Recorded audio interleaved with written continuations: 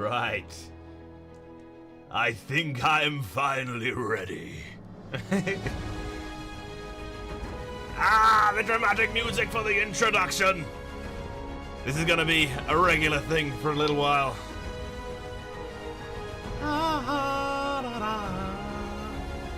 Right. 2 seconds. 2 seconds. Let me make sure everything's going well. YouTube, am I live? Woo! Ah!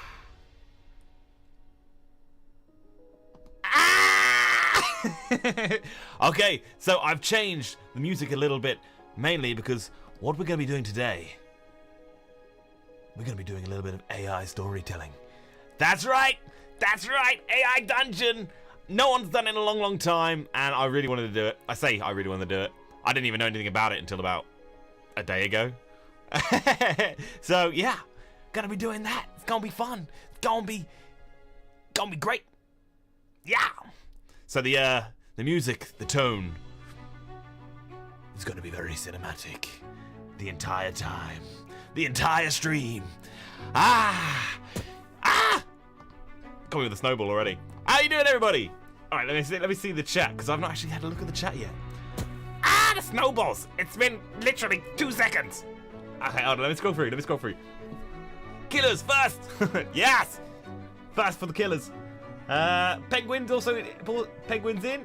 We've got killers is in. Hello there. Hello. How are you?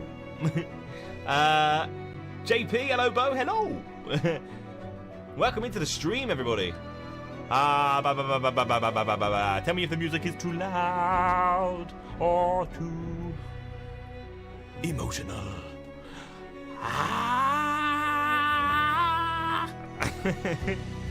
It's meant to be emotional. We're about to do a cinematic story-telling thing, and you know what? I think I'm gonna get it up on the screen so everyone's ready. Actually, can I go low? Boop. There we go. It's Eruga Ei, it's the Burb! It's me! The Burb! How are you? Welcome to the stream, welcome to the chat, welcome to the TikTok, welcome to the YouTube, welcome to the whatever it is you're watching me on. I always do this. I always lose the YouTube chat, but it's okay because no one ever joins the YouTube chat, it's fine. Right, let's give this a go.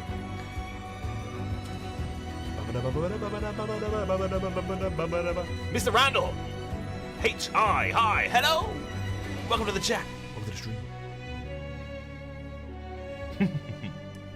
New title, Never Changing Almighty Burb. That's me. Bah. Right. I think I am ready to actually start the stream. Right on the change of the music. Boo! Here we are. Okay. So this is what we gotta do. We have to pick a setting. I don't know if you guys can see that very well. It's quite small. Can I zoom in? I'm not even on the. Get my mouse on the screen. Where are you, mouse? There we are. Can I zoom in? Aha! That's more like it. Pick a setting. Right.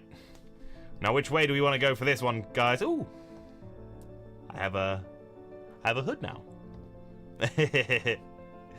Let's be brutally honest, not a lot of people have been enjoying YouTube due to some stuff YouTube did that seems unfair. Oh, I don't really know much about that, soldier. Hopefully it's all fine though. Don't Dries, hi, I'm good. I'm about to play, if you just joined, a bit of AI Dungeon. So, what, should I do a poll? I could do a poll actually. What setting shall we go for? Let's have a little looky. /poll. I'm just gonna put the numbers in. 1, 2, 3, 4, 5. I can't do 6 or 7 because it doesn't let me do that many. But I'll start the poll. Which setting? So remember, we're gonna be doing a little story. Can I move to the right side? Whoop. There we go. That's better. Very dramatic. Very dramatic experience right now.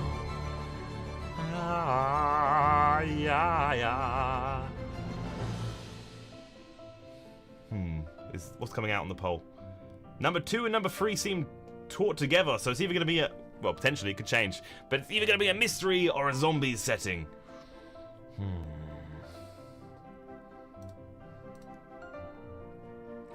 Oh, an apocalyptic, apparently. Ooh, it's going to let me choose. Okay. If no one votes in the next few seconds, I'm going to make a choice.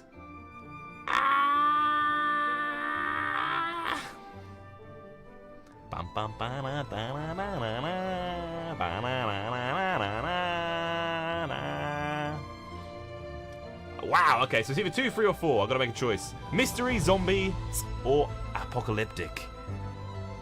I think with this dramatic music, we go with the apocalyptic. Right. We'll give it a go. Matsuri! Hello! Welcome to the stream! Apocalyptic it is. Select a character, a survivor, a courier, or a soldier.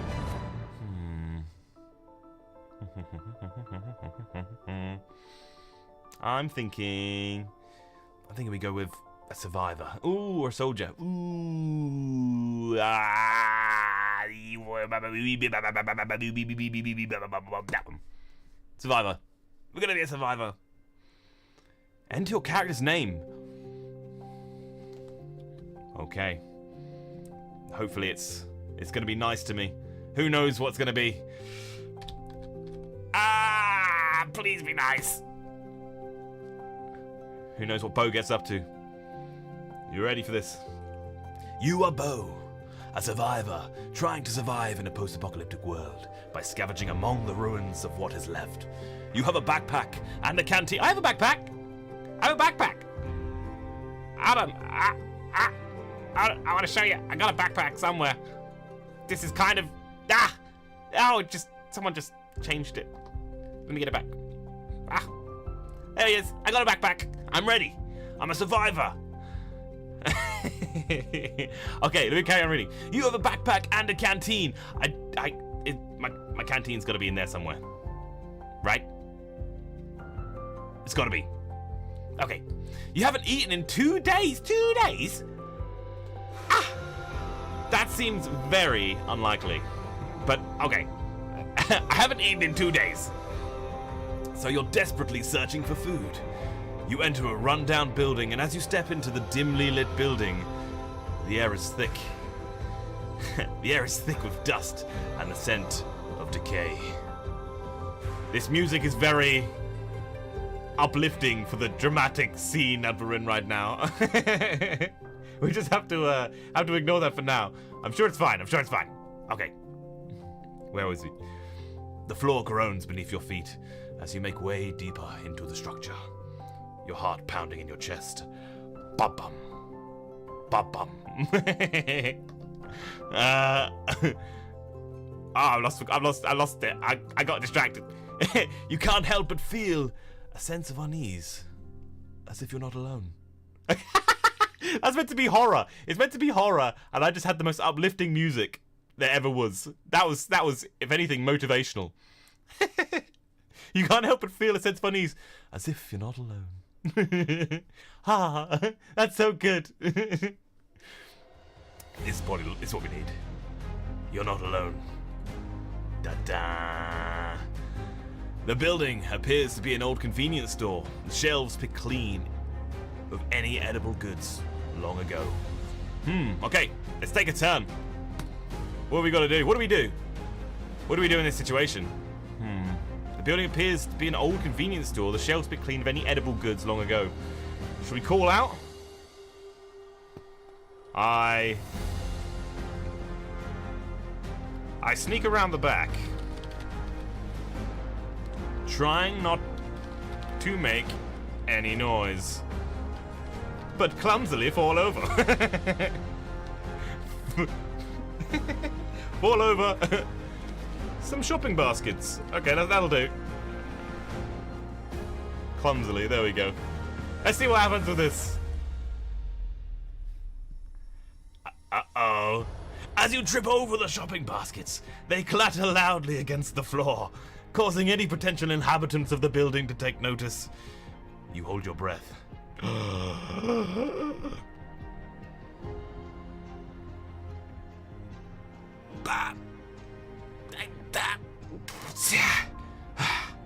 Listening intently for any signs of movement or reaction. The floor above you creaks softly, suggesting that someone or something is now aware of your presence. You quickly regain your composure and peer around the corner. Spotting a figure standing at the top of the staircase. Right. Okay, now, how do we go on with this? Take a turn. Any recommendations of how we should proceed? Write it in chat. What do? We could say, we could see. Ooh. What do? We hide. We say. I could hide, to be fair. I'm pretty sure he knows I'm there. Whatever it is. I'm gonna go with... Hello, good sir. Such a pleasant evening in this Armageddon hellscape. Oh gosh, this is not gonna go well. I'm hoping I'm hoping he's like taken back by my politeness. Let's see what he says. Say something like, "Hey yo buddy, I sell soup if you want to." I could do. Here we go. What does he say to that? The figure at the top of the stairs doesn't seem to react to your attempt at humor. Uh-oh. Instead they remain still, as if observing you. They are difficult to make out in the dim light, but you can see that they are tall and thin, with long, lanky arms. They are clad in tattered rags, and their face is obscured by a tattered mask as well. Plenty of tattered goods. Okay, what should we do? Should I say, "Ayo buddy, I sell soup if you want to"? I'll do it for you, Jesus. Hold on. "Ayo buddy, I sell soup." I don't know how it's gonna go. The figure's posture doesn't change, and they continue to observe you in silence. It's unnerving. But you try to remain calm and composed. The figure's head tilts to the side, as if considering your words.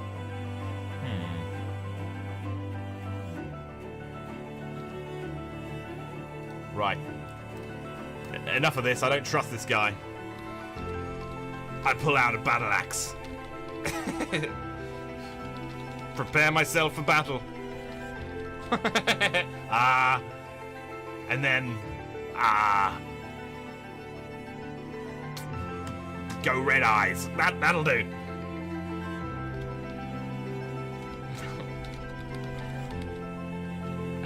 Okay, maybe we'll see how it goes. We'll see how it goes. As you pull out your battle axe, the figurehead head tilts to the side even further. Ugh. Almost as if intrigued by your display of weaponry. Ha ha ha ha, yes. You can feel your heart pounding in your chest as you prepare yourself for the potential confrontation.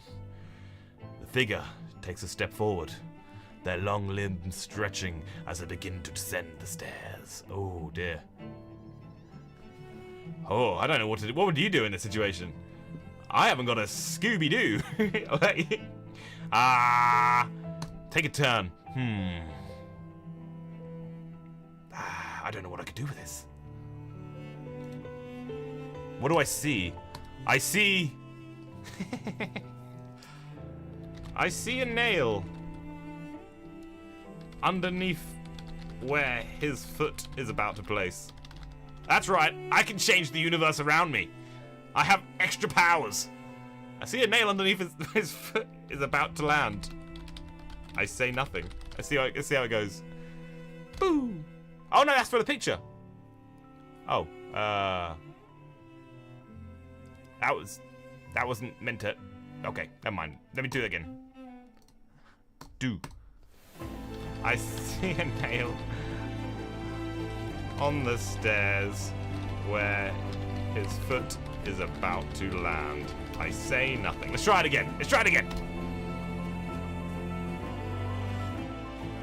As the figure descends the stairs, their foot hovering above the nail, you can't help but watch with bated breath. For a moment, it seems as though they might step on it, but at the last second, they shift their weight and avoid it. Never mind. They continue to approach you, their movements fluid and graceful, despite their thin and lanky frame. Okay, I'm thinking this guy's either like some weird angel or like a... I don't even know. Like a... Slender Man creature thing. I don't know. Who knows? I see trees of green, red roses too. Yeah. He might sing with me, you never know. Soldier Bear, I'd fight! May come down to that.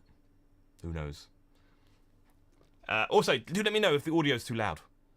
Because you all know I'm terrible with audio. Audio balancing. It's probably a muted. It might well be.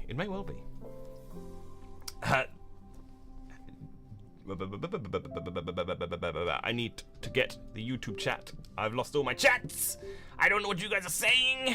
No one says anything in YouTube anyway. It's okay. Okay. All right. Let's change over. There we go. Take a turn. What do? I prepare my battle axe. Oh, now the music's nice and peaceful. I kind of want to change the vibe. I offer my battle axe.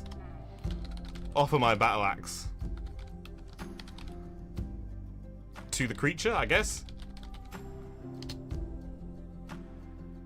Is that... I think it worked, hopefully. As you offer your battle axe to the figure, they come to a stop just a few feet away from you. They tilt their head to the side once again. What is with this? Why do they keep doing this? Studying you and your weapon intently. After what feels like an eternity, they slowly reach out and take the handle of the axe in their hand. Okay, they test the weight of the weapon, hefting it up and down a few times. Okay.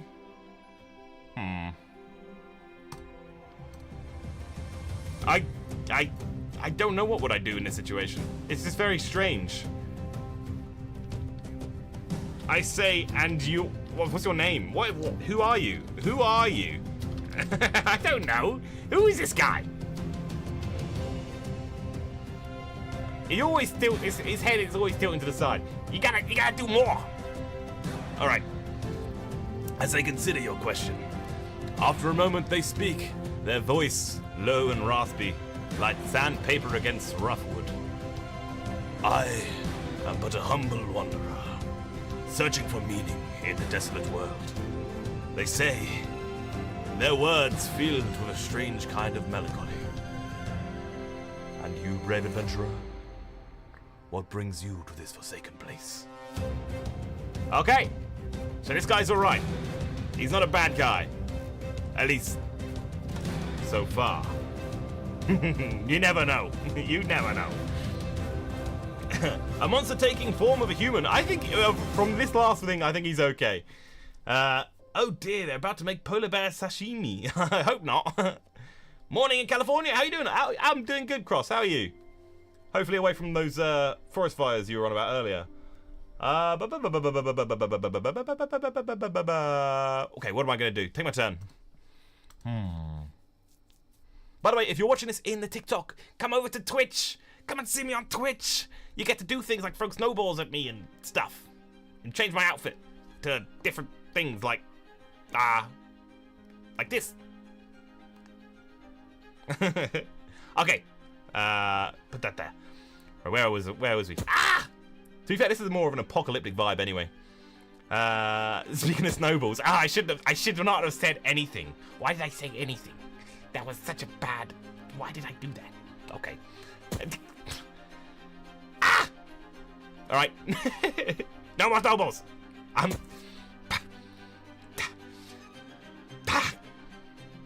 Okay. Oh, I have a raid. I have a raid. Artsy Crow just raided the channel with 2 viewers. Thank you, Artsy. Welcome. We're going to be doing... Ooh, it's actually claps now as well. There's a round of applause there. Woo! How do I shout you out, Artsy? I need to give you a shout out. Oh dear, what have I done? Oh no, I've broken it. Ha ha ha ha! No, I don't know how to do it. Shout out. I think I'm doing it right. Artsy_Crow, is that right? Nope. I'm just... Okay, everyone just click on his name and follow Artsy. That's the easiest way to do it, because I don't know how to do it. Thank you for following, Simply Dragoness. Thank you for checking my stream out and following. Thank you very much. Cross. So what did I miss? What you doing? We are in the middle of an Armageddon. I've been inside this building, this bad building place, and basically there was this strange creature in there, and I had my battle axe ready. I was ready to attack. But he came down the stairs, and he was actually an alright guy. He was kind of cool. Ooh. Who's following me? Simply Cade, stop following. Thank you for following. Ah! Alright. Where was I? Okay. Oh yeah, he said he's a humble wanderer. Of course. Let's keep going. Now, what brings you to this forsaken place? What brings me there? Oh, I'm not even typing. Uh-oh. Keyboard's not working. Okay, hold on. No, plug it back in again. Will you work? Please? It's not like I'm live or anything. Oh, I'm gonna have to use this keyboard. God dang it. I am in search. I have to move my head away from my... Why is this not working? I need to make it work. Maybe we'll do it. Don't break anything.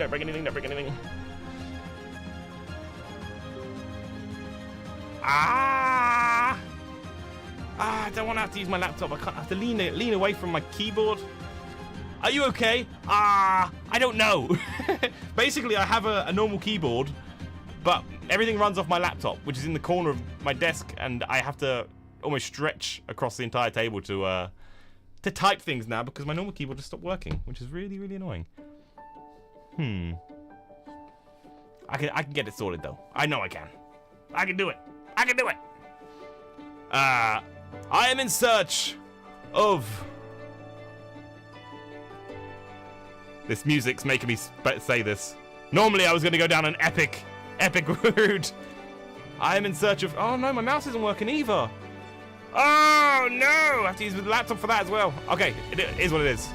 I'm in search of friendship. Maybe this guy will be like, or he'll be like, The figure's head tilts once again. He likes tilting his head.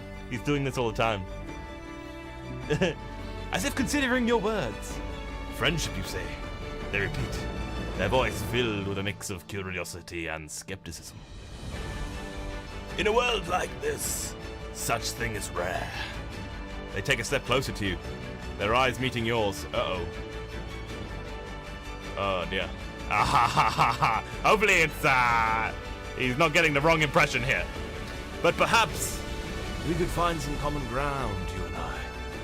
I, too, am searching for something in this wasteland. Oh! What is he searching for? Take it down. Oh no, is this going to be a romance? Ha! No! With a strange figure that is very mysterious. Definitely not. Never. Okay, hold on. If I unplug this, maybe it will work. Ooh, please don't break. And then, if I do it again. Uh-oh! Oh dear. That was a bit scary. Okay. I can't believe my keyboard and mouse just stops working. That is the weirdest thing I've ever seen. It's so strange. Okay. It is what it is. I have to just deal with stretching across the thing. It's fine. It's fine.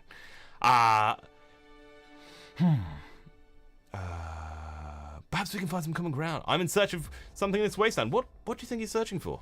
I haven't got a clue.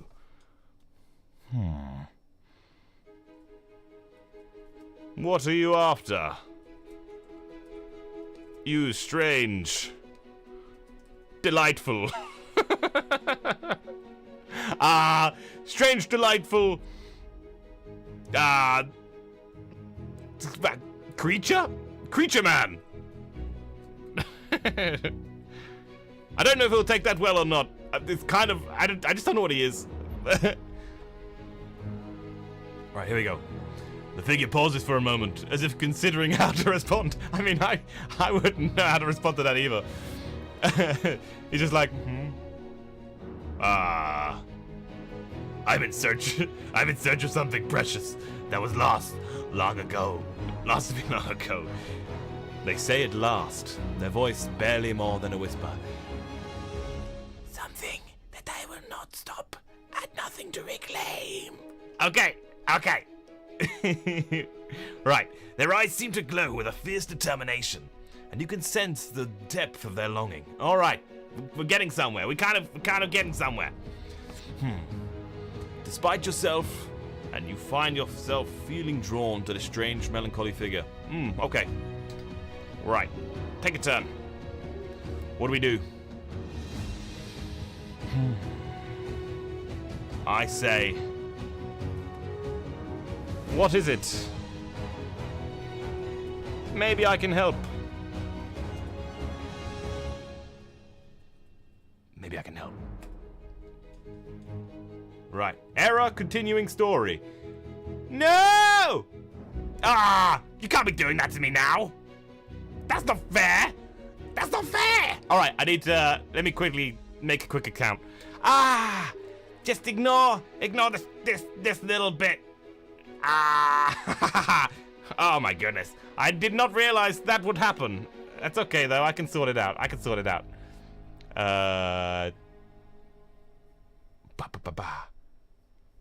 Okay, alright. Let me make an account because it doesn't let me play my game anymore. It's fair.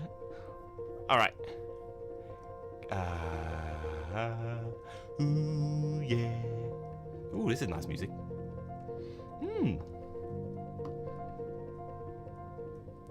Da da da da da da da da da da. Upgrade to premium. Okay, I guess this is what I'm doing now. Let's hope I got some money. Alright. It's not gonna be too much, I don't think. Oh, play for free, yes. Oh, it's a subscription thing. Okay, no, that's fine. I can. Can I cancel it straight away? Yes, I can. Let's log in. Artsy Crow, I didn't realize you had headphones. I do. Do you like them? I can hear the lovely piano music.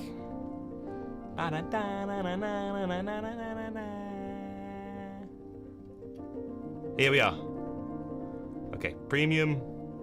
Is it working? I think it's working. Try for free.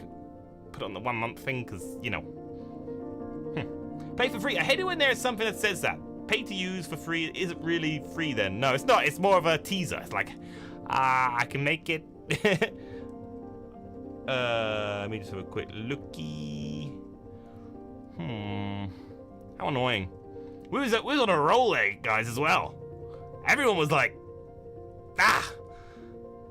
Okay. Snowball. Okay, I'm gonna close my eyes because I got a freeze for a second when I prove it. There we go. How do I prove it? Let me approve it. Okay, there we go. It's fine. You are now an AI dungeon wanderer. Okay, perfect. Get started? I already did get started. I want to carry it on. Where is my... Oh! Hiccups. How do I play? I want to play. I like this dramatic music though. It's good. Ba ba ba ba ba. Da. No! Where's my adventure? Oh, no, guys. It seems I have lost the adventure we were just on. Ah, no. It is what it is. But it does mean we get to start again. So, we've had a little bit of the apocalyptic vibe. I know. I really wanted to see what was going to happen with that as well. Bit of a shame. I can't believe I didn't save it. That's well annoying. Okay, it's okay. We can make do. Okay. Which setting are we going to go for now? I'm going to poll it again. Poll. Setting. I got 1, 2, 3. Ooh, not 34. 4 and 5. Which one are we going to go for? If you're on TikTok, you come over to Twitch, you can vote in the poll and you can say what setting we're going to go for. Number 1 is fantasy. Number 2, mystery. 3, zombies. Number 4, apocalyptic. Number 5, cyberpunk. Number 6 is archive. I don't know what that is. And number 7 is custom. We could try custom on later on. Definitely. So hopefully it's okay.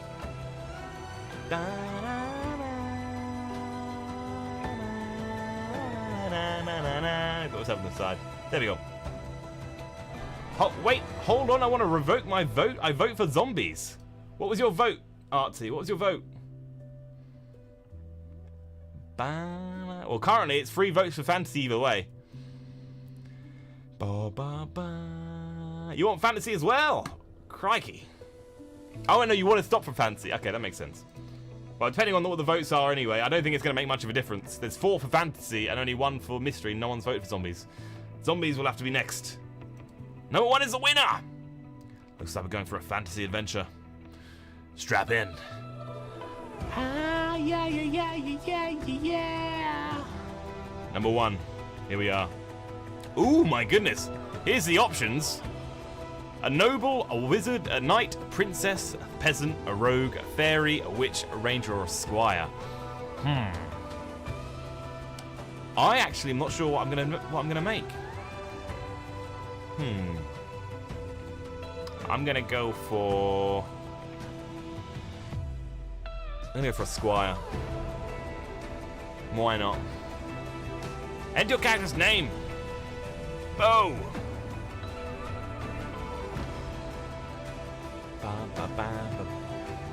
Ooh, dear. What's this? Get rid of that. You are Bo, a squire living in the kingdom of Larian. You have a spear and a pack of supplies. You follow Sir Theo as he enters the forest. He turns to you and says, Bo, we must tread carefully in these woods. The forest is rumored to be home to all manner of dangerous creatures and hidden perils. Sir Theo's voice is steady and firm, but his eyes scan the surroundings with caution. Okay, alright, that's fine. The dense canopy overhead casts deep shadows across the damp forest floor. The air is thick with a scent of moss and decaying leaves. Okay. Well, what can we do here then? Let's take a turn. What do we do? I tread carefully. Following Sir Theon. Oh, I didn't write Sir. Okay, I just wrote Theon. As long as he doesn't know I'm calling him Theon and not Sir Theon, I'm sure it's fine. Okay. Your storytelling voice is so cool. Thank you, Artsy. Is this like D&D but without people? In a way. There's a little bit more randomness to a D&D game though. You have like dice, and if you want like something to go well or bad, you roll a d20, a die of 20, and if you get a high number, it's good. If you get a low number, it's bad. And the dungeon master will be like, "Ah ha ha! you got a really bad roll," and then he'll make up something awful. It's good fun. Murder Kitty, hi, hello. Hi, your sonar is very cute. Thank you very much, John. Oh dear. Right, where were we? We were. You take each step slowly and deliberately, your eyes scanning the underbrush for any signs of movement. The The spear in your hand feels reassuringly solid and sturdy. A comforting reminder of your readiness to face whatever may come. Sir Theo moves silently ahead of you, his years of experience in the military making him a skilled and quiet navigator through the dense foliage. Foliage. Okay, right. I say, what are we after? We're after Sir Theon. What are we after? You carefully part the underbrush and approach Sir Theo. Oh, Theo, my bad. Ah! I'm not a very good squire. I haven't got his name right yet, but, you know, I'm trying my best. I'm trying my very best. Okay. Speaking quietly, so as not to disturb the silence in the forest. Sir Theo, may I ask, what are we searching for in these woods? I want to be prepared for any danger if they may encounter any danger. Sir Theo stops and turns to you, a grave expression on his face.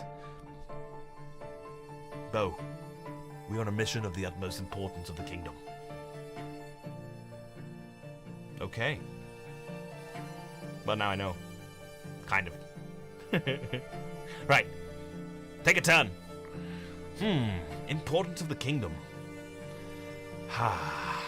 What do we do?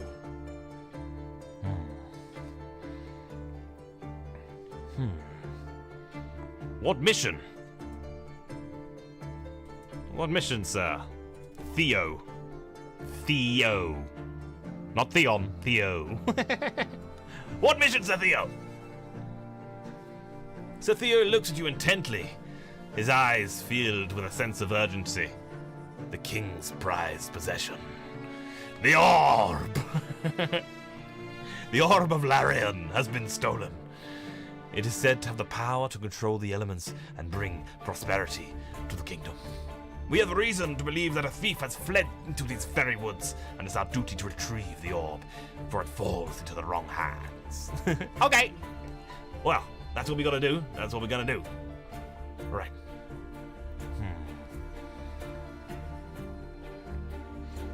Ha! I want to throw in a curveball into this situation. I might know the thief. I might know the thief, for he is my brother. Let's see what he says with that. Sir Theo's expression turns to one of surprise and concern. Bo, what are you saying? Do you have information that can help us in our search?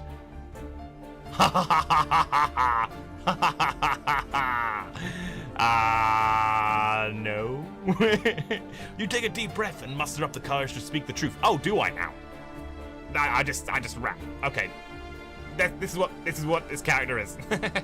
Sir Theo, I must confess that my brother and I had a falling out some time ago. Oh my goodness. I have not seen him in many years, but I fear that I may be responsible for this theft. Oh dear. Oh dear. Oh dear. Okay. All right. It is what it is. We can make do.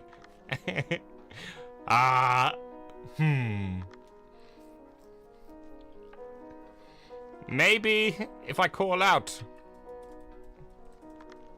to him, he'll show himself. Let's see what happens there. Sir Theo looks at you with a thoughtful expression, considering your suggestion. Bo, I understand your desire to help, but calling out for a thief in these woods could be dangerous. We do not know what kind of person we are dealing with, and they may be armed and dangerous. I just told him, I think I know who he is. Okay, alright, whatever, it's fine. He places a reassuring hand on your shoulder, but do not worry, Bo.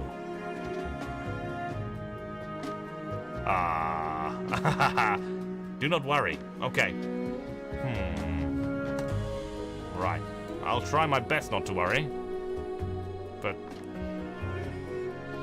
what do I do in this situation? What do you all do? I'm not even sure. Blight. Hey, Blight. Welcome to the chat. Mobear, I just finished playing some MOBA games with my friends. What do we have here today in your stream? Today we're doing a little bit of an adventure in AI dungeons. It's actually really fun. It's good fun. It's Bodear's evil twin. By door. Bah. Hey Bo, is it okay to send a Discord invite to my other friends from a different Discord server? Your Discord server, of course. Yeah, if you want to invite people, definitely. Omega, hey handsome. Hello Omega. Artsy, I would have kicked him for touching my shoulder. I could do that. Oh yeah, but I'm the squire. I can't. I'm loyal to him. I can't just kick him. That's like slapping a king. I worry not. I'll just say that. Let's see what happens. Sir Theon gives your shoulder a gentle squeeze. No, this is not what I want. I will keep your secret for now, but we must remain vigilant. Okay, it must have been, okay, it is what it is. If we come across your brother, I will do my best to handle the situation with care and caution. Okay. That's fine. You nod, appreciative of Sir Theon's understanding and support. Together you continue through the forest, keeping a watchful eye out for any signs of your brother or the stolen orb. Okay. We proceed. I just want to see what's next. Show me.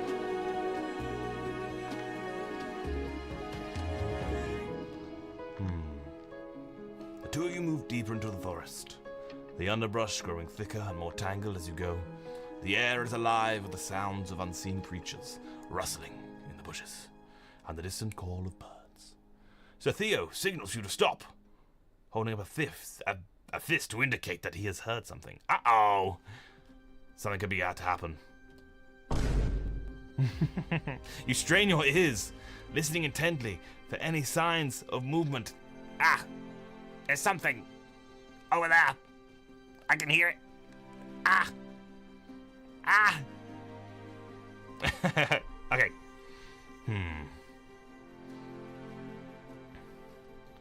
What do I hear? I want to hear.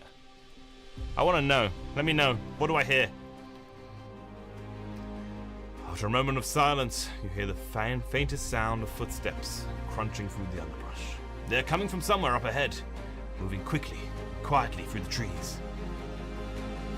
Sir Theo motions for you to stay back and creep forward to investigate. I'm just going to let him go ahead. Right.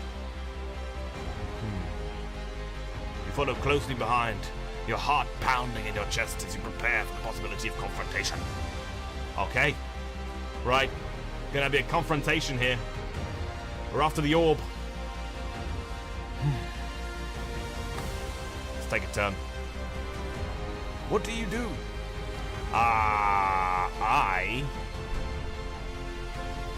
I wait. I wait. I am a good squire. As you and Sir Theon cautiously move through the forest, the footsteps grow louder and closer. I waited! Oh, soon you catch a glimpse of movement through the trees. A figure clad in dark clothing and darting between the trees and bushes. Attempting to evade detection, Sir Theon signals for you to stay back and readies his weapon. A look of determination on his face. Oh dear. He's going to attack. I prepare my spear and pray. A good medieval thing to do. You take a deep breath, readying yourself for a possible confrontation. Your grip on your spear tightens as you watch Sir Theo approach the figure. The footsteps have stopped. And the forest is once again still and quiet. Suddenly! This is chilled music. I need crazy music. Give me crazy music. I need crazy music now. This isn't crazy music. What is this? This is not crazy music. Okay. It's a very gentle fight scene. The footsteps have stopped, and the forest is once again still and quiet. Suddenly, the figure bursts out from behind a tree, brandishing a dagger. Sir Theo swiftly raises his weapon to defend himself, and you prepare to join the fight. I don't know if I am. I hesitate. I'm scared. I hesitate. And do not do much. Do not do much. Oh dear. What happens? As the figure charges towards Sir Theo, you feel the wave of fear wash over you. Your grip on your spear loosens, and you find yourself frozen in place, unable to move or react. The figure and Sir Theo clash in a flurry of movement, their weapons clanging against each other as they struggle for dominance. Despite your fear, you know that you cannot stand idly by while Sir Theo fights alone. Okay. I stand idly by. Oh, poor Theo. Oh, no, I'm awful. What a terrible squire I am.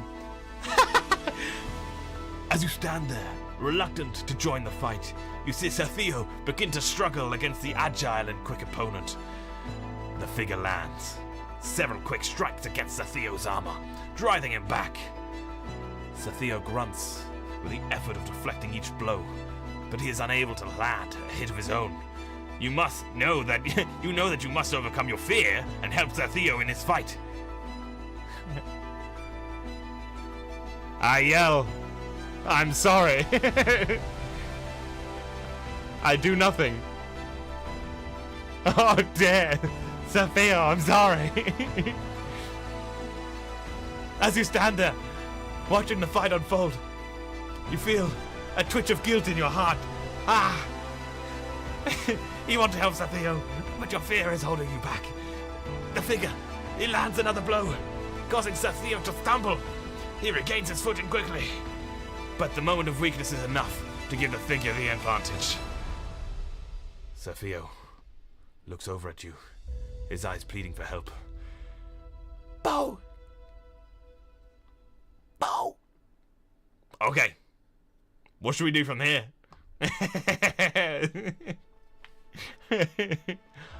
Oh dear. Run, run, run. Ooh, we have two choices. Do we become cowards, leave Sir Theo to fight this being? Poll. I'm going to put a poll. What do we do? Responses. Fight. Run. Stand there and watch. Alright, the poll is in the Twitch chat. Let me know. What do we do?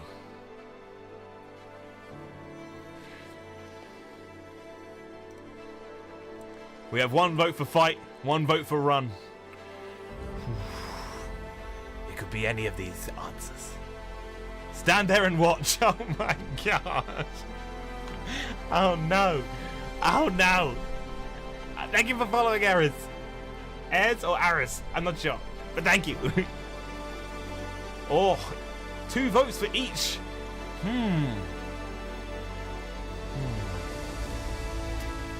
Oh, it's going to be hard. I don't want to have to make the decision here. Oh, I'm not sure. Okay. Oh, it's gone up for fight. What do? We fight? Are we fighting? Oh, are we standing there and watching? Someone vote. Someone vote. Between 2 of them. Don't make me choose. No.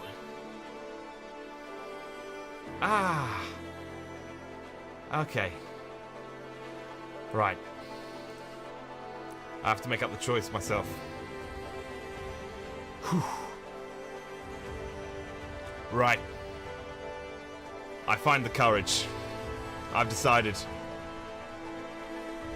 I find the courage I'm just gonna say it. There we go. See what happens. With a surge of determination, you find the courage to overcome your fear.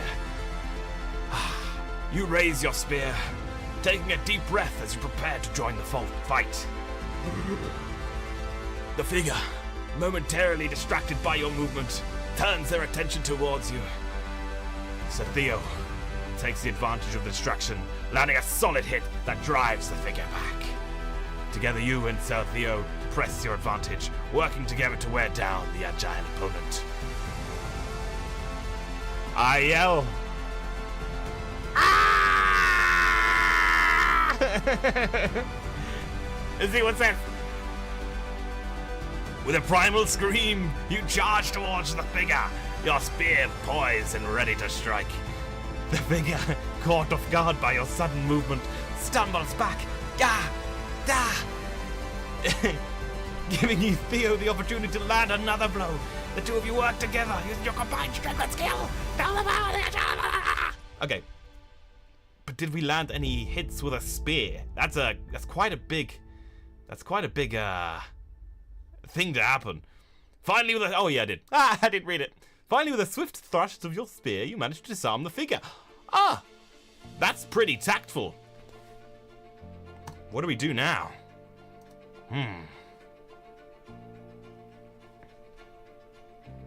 Who are you? Oh dear. Who are you? There we go. We need to find out who this guy is. The figure, now disarmed, falls to their knees, panting heavily. They look at you with a mixture of relief and fear in their eyes. As they push their hood back, you recognize their face staring back at you. It's your brother.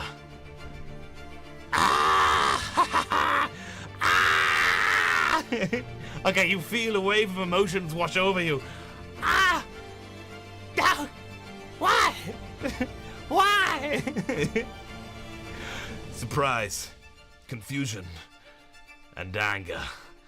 You have not seen him in years, and now you are face to face with him in such a situation. Right. What do we do? I yell, brother! Brother! Brother! There we go. Let's see what comes from that. Your brother looks up at you, his eyes wide and shocked with fear. But his words are lost in a hoarse whisper. Ooh, Bo, is that you? Sir Theo, still panting from the fight, lowers his weapon and looks at your brother with a mixture of suspicion and curiosity. Bo, is this your brother?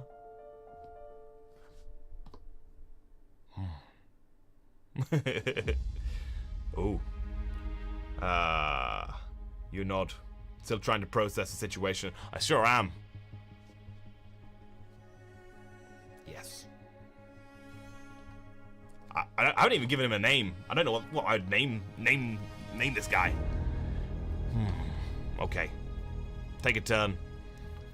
Still trying to process the situation. How do we process this?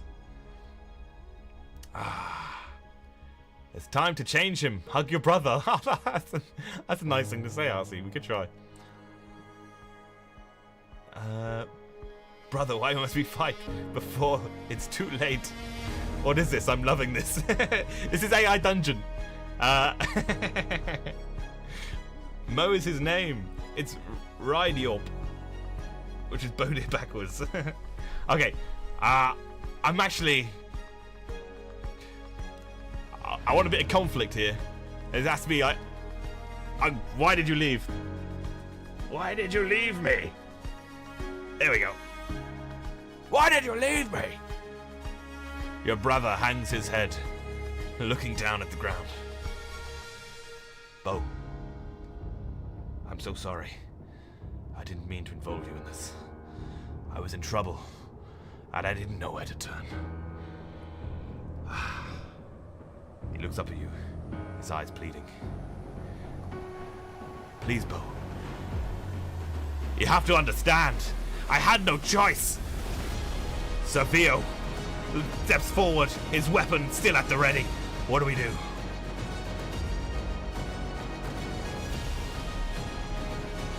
I point. Oh, let me put this. Get out of the way. I point my spear towards Sir Theo.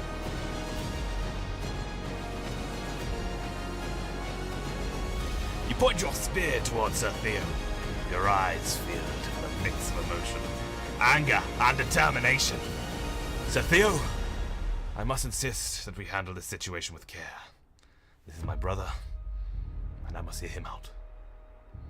Sir Theo looks at you, his expression unreadable.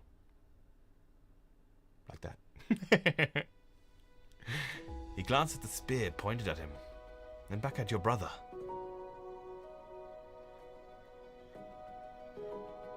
Bo, I understand your concern, but we cannot let our emotions cloud our judgment. Take a turn. How are we handling this?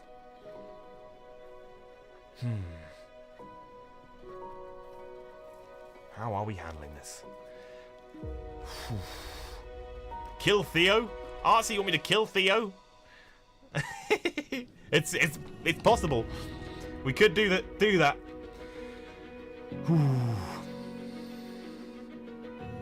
By the way, if you are in the TikTok chat, come over to the Twitch.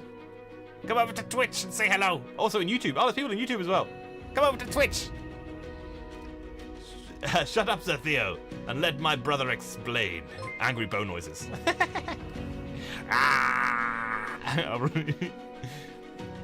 Go Wolves, now following. Yes. Thank you. Thank you for the follow. I think hug your brother. I could do that. All right, let's. What do I do? There's so many. I'm just gonna do the hug. Yeah, I'll hug your brother. Hug brother. Boom. See what comes of this. Wah. You lower your spear and step towards your brother. Your heart heavy with a mix of emotions. He looks up at you, his eyes filled with relief as you embrace him. You can feel his body shaking as he sobs and clings to you, overwhelmed by the situation. Sir Theo, still watching warily, lowers his weapon as well. Great choice, Arcee. Bo, I understand the situation is difficult. We must not forget the mission at hand. Whew. Right. How do we do this?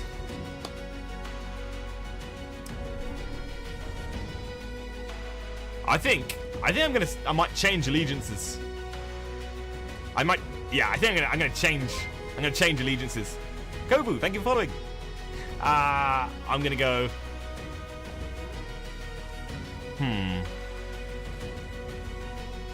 I'm sorry, Theo. Ooh. Stay on screen. I'm sorry, Theo. But the orb is ours.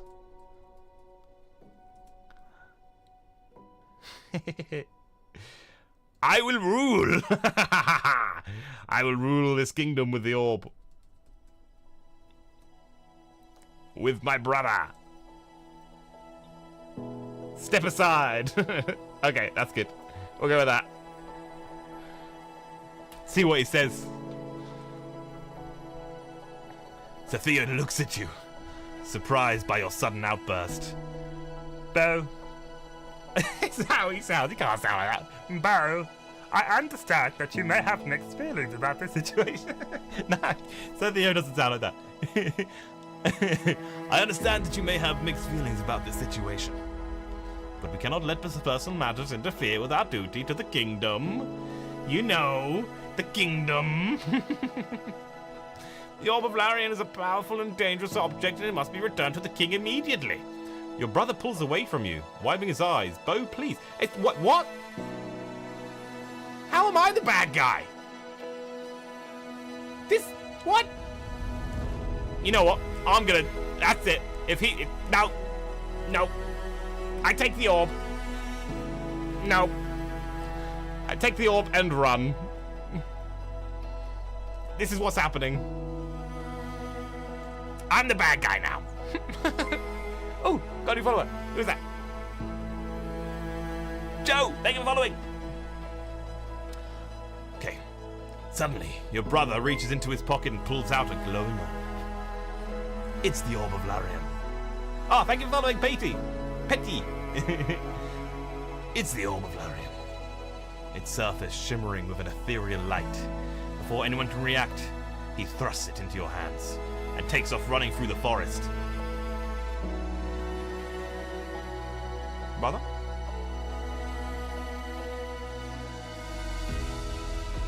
Theo looks at you with a mixture of shock and disappointment. Bo! Bo! What are you doing? We cannot let him escape with the orb. Wait, what? But I have the orb. He thrusts it into your hands and takes off. I pretend. No, I have it. I have the orb. What is he on about? He's so confusing. He's confused. Okay, we can sort this out.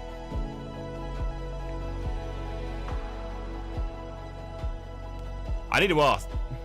Does Sir Theon know I have it? No, I have the orb.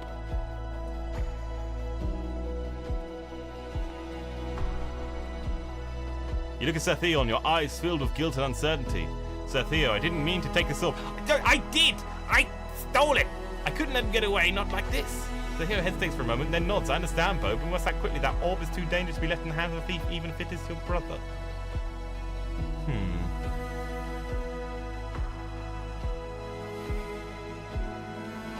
I'm confused. I'm going to click retry, because that didn't work very well. You look down at the Orb of Larian in your hands. Its light is casting eerie shadows across your face. You realize that Sir Theo does not know that you have the orb, and you have a split second to decide what to do. That's more like it. You take a deep breath and call out to Sir Theo. Sir Theo!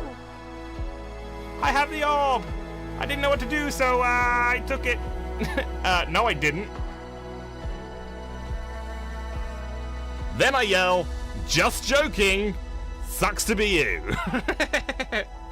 Oh no, that's not very nice. He doesn't know that. He doesn't know. That's a mean thing to say. But I'm the bad guy now. He just doesn't know it. Sir Theo turns to you, his expression of a mix of relief and frustration. Bro, I'm glad you have the orb, but we must return to the king immediately. Sir Theo, he's I don't know what's going on with him. I just don't get it. It's just not, I just... We cannot let it fall into the wrong hand. Guess whose hands it's in? It's in my hands. But yeah, we'll see. You nod, still trying to process the events that have just transpired. You take a deep breath and hold the orb tightly in your hands. I understand, Sir Theo. I destroy the orb, unleashing its dark power onto the world. Oh, maybe I didn't spell that right. I don't. Let's see what comes from this. As you clutch the Orb of Larian in your hands, you feel a sudden surge of power coursing through your veins. The orb seems to hum with energy, and you feel an overwhelming desire to unleash its power. Before you could think twice, you raise the orb above your head and slam it down onto the ground.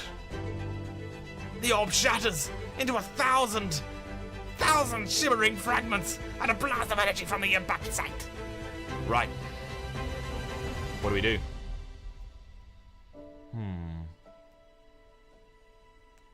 What do we do? Because the AI was clearly trying to make me carry on the story the way he wanted it, and I didn't want to do that. Eat the shards. No, I'm not going to eat shards of orb. I'm going to. I am no longer your squire. That's what I'll say. As the dust settles, you look up to see Sir Theo staring at you in disbelief. The forest around you, eerily silent, and you can feel the weight of what you have just done. The power of the Orb of Lorien is now unleashed upon the world, and there's no telling what the consequences will be. Sir Theo turns to you, his voice filled with anger and disappointment. Well, at least we got the orb. My brother got away. And Sir Theo's just, you know. It is what it is, unfortunately. Okay, I'm just going to do ... See what it says. Bo, he says. His tone stern and disappointed. What have you done? You have released the power of the Orb of Lorien upon the world, with unknown consequences. As a squire, it was your duty to protect and serve the kingdom, not to bring about its destruction. You can see the hurt and betrayal in Sir Theo's eyes. You feel a pang of guilt in your heart. The guilt. The guilt. How do I deal with it? Now, Theon, I'm so sorry. Right. Let's take a turn. What do we do? What do we do now? I'll ask him. So Theo looks at you, his expression grave. Bo, we must report this immediately to the king. The consequences of your actions could be catastrophic, and we must do everything in our power to minimize the damage. He pauses for a moment, reflecting his thoughts.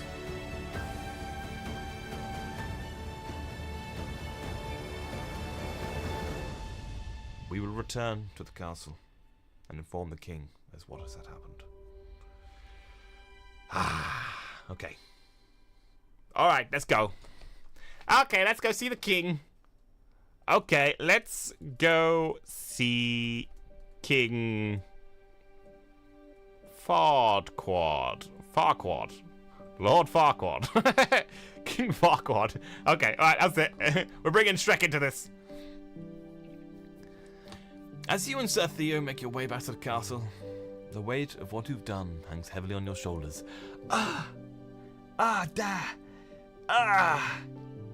So heavy. What have I done? The forest around you seems different now. As if the very air is charged with an unseen energy. You can't shake the feeling that you may have made a grave mistake. Have I now? I'm sure I have. As you approach the castle gates, you see the guards staring at you with a mixture of surprise and suspicion. I just approach them, like, hey, what's going on? And really, it's like, you know that great artifact you were defending? I broke it. All right, here we go. What do we do? Hey, soldier guy, dudes, how are you? Okay, we'll go with that.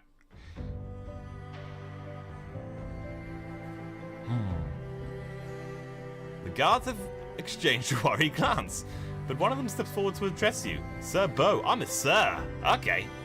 We've received word that the Orb of Lorien has been stolen. Do you have any information that could help us in our search? Sir Theo steps forward, taking the lead. Yes, we have important information regarding the Orb. We must speak with King Farquaad immediately. What do I do? Ooh.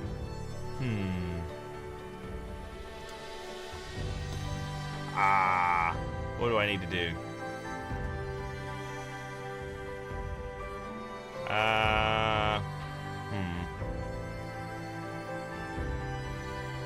You know what? I'm gonna go down the chaotic evil route.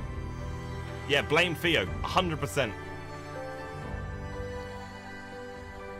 Sir Theo broke it on purpose. Broke the orb on purpose. Yeah. Bo is not a good person in this universe. Poor Sir Theo. He has the worst squire. Right. The guard looks at Sir Theo with a confused expression. What do you mean, Sir Theo? The Orb of Larian is the most powerful and valuable object in the kingdom. Why would you break it on purpose? Sir Theo hesitates for a moment, then turns to you. Bo, I think it's time you told the guard what happened in the forest. Okay. I don't know. Oh, Bo, I don't think I want you in my D&D campaign. Now you're poor party members. Exactly.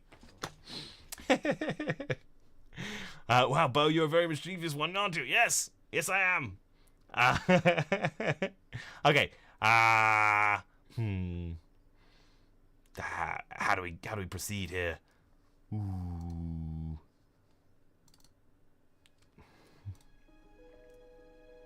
Okay. So I've just blamed Sir Theo.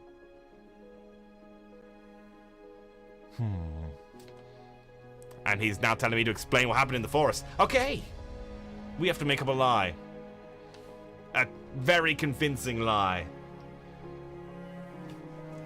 Sir Theo is evil. There we go. I'll just say Sir Theo is evil. See what comes from that. The guard looks at you with a mixture of confusing and concern. Bo, what are you saying? Sir Theo has served the kingdom with honor and distinction for many years. Why would you accuse him of being evil? Sir Theo placed a reassuring hand. Stop doing that, Sir Theo! I understand that this has been a difficult journey for you, but we must remain focused on the task at hand. Sir Theo, you are evil. Stay away from me. He got his accolades through corruption.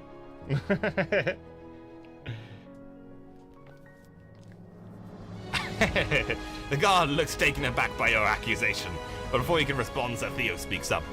Bo, I understand you're upset, but now is not the time to place this discussion. We need to speak to the king immediately. The guard nods in agreement and leads you and Sir Theo to the throne room.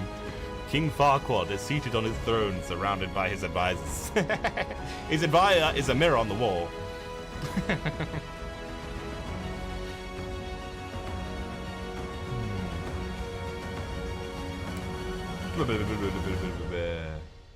Artsy, kick him. So now we're blaming on Theo. We are indeed. Tell him he has been waiting for so long for this moment to happen. Gaslighting everyone that Theo is evil, the stream. Pretty much. Theo is evil. Sorry, Bo, I have to get going now. Oh, no worries, Cross. Take care. Alright, I'm gonna go with... What do I do? King Farquaad. Here stands a man not of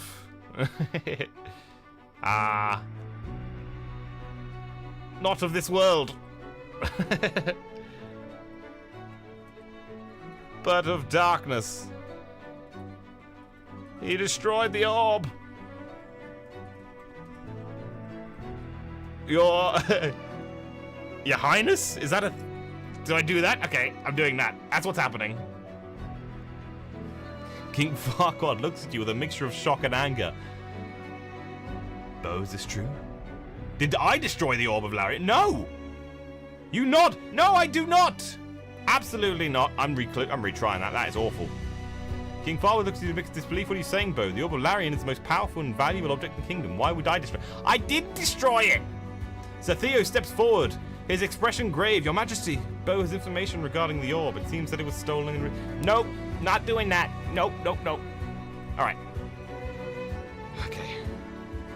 Let's erase this. I'll start again.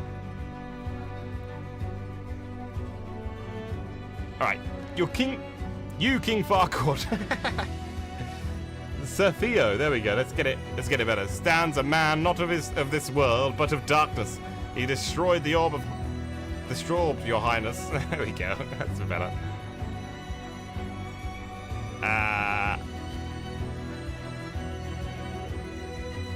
And that should do. How do I... Let's try again. Take a turn. Oh no!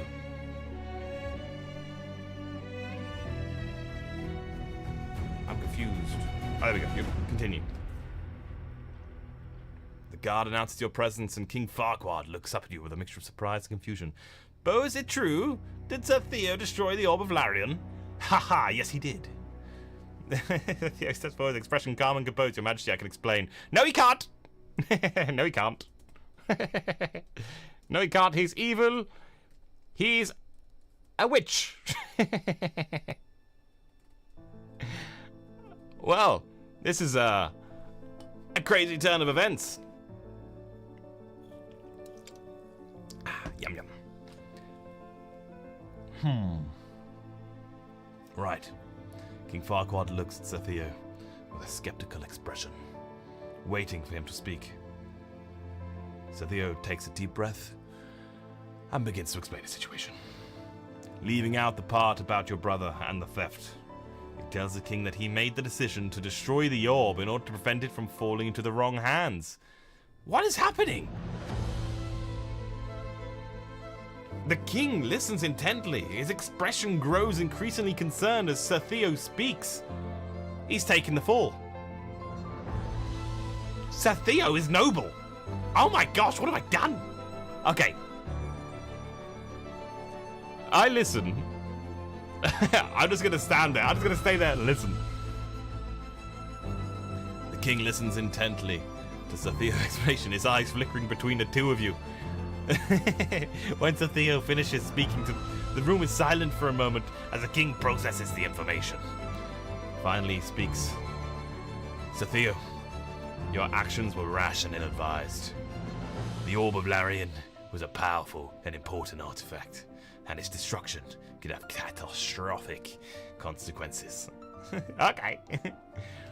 I think I'm happy with how the squire has gone. I feel like it's kind of hit a bit of a dead end with this story. I'll do a couple more lines, but I might change to a new setting. What do you think? Tell King Farquaad that Sir Theo plans to undo the king to take his throne soon. Yes, I shall. King Farquaad. Sir Theo, told me of plans to overthrow you. See what he says. King Farquaad turns his gaze to you, his eyes filled with suspicion. Is this true, Bo? Did Sir Theo tell you the plans to overthrow me? You feel a knot tighten in your stomach as you realize the gravity of your accusation. Ah, no, I don't. You glance over at Sir Theo, who is looking at you with a mixture of shock and disappointment. You take a deep breath and speak, choosing your words carefully. Throw him in the dungeon! Out. I'm sure it'll be fine. It'll be fine. King Farquaad looks at Sir Theo, his expression stern. Sir Theo, I'm placing you under arrest.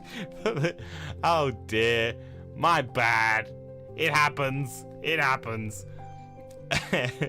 For the destruction of the Orb of Larian and the suspicion of treason, guards take him away.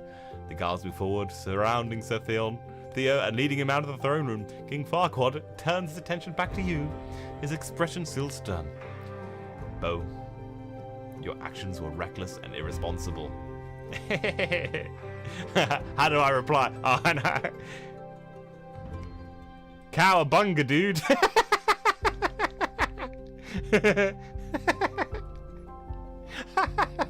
Okay. King Farquaad looks at you with a mixture of confusion and annoyance. Excuse me? He says, I'm not sure what you mean by cowabunga, but I suggest you start taking this situation more seriously. Okay. You realize that you might have let your emotions get the best of you and take a deep breath to try and calm down. Okay. Right.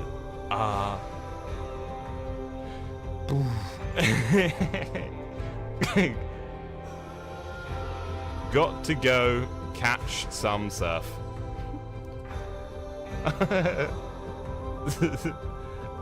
Laters, King. I don't know. This is just the worst way to end this story. King Vargod looks at you with a mixture of disbelief and frustration. Bo, this is not a game. You have made serious accusations against Sir Theo, and now he is being held in the dungeon. The consequences of your actions could be dire. You look back at the king, your earlier bravado replaced with a sense of guilt and remorse. Apparently. Okay. I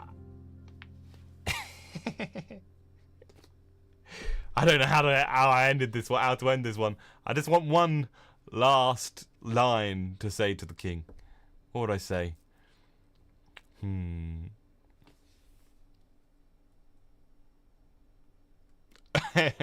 Okay, bro. Okay, that'll do. That'll do for this story.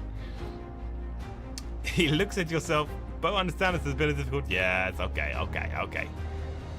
He's just gonna keep replying. If I keep on just saying stuff like that, he's just gonna ignore it, basically. But I'm happy with that story. That was a good story. Let's go with, how do I do a new turn? Settings, maybe? Adventure. Nope.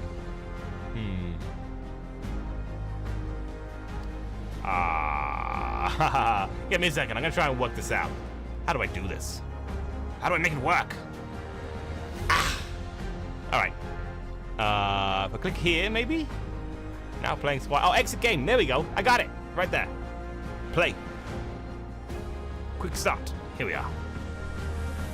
Boom. Oh. Out of 10, how would you rate that last story? You know, I'm okay with it. I thought that was a solid 7. Could be better. Could be worse. This next one's probably going to be a lot worse. 9 out of 10. Thank you, Artsy. All right, I'm gonna do another poll. Right. So we've done fantasy. We did start apocalyptic, but we got cut off from that one. So I'm gonna put myself over here so you can see it. Do mystery. The voice acting saved it. Thank you. Okay. What setting are we going for? Okay, so we've already done a fantasy. Oh no, I could do fantasy again. I just won't do a squire if we do it again. 3, 4, and 5. Start the poll.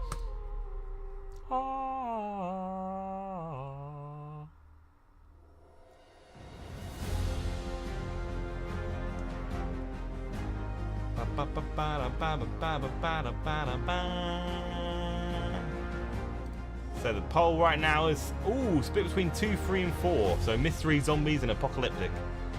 Ooh.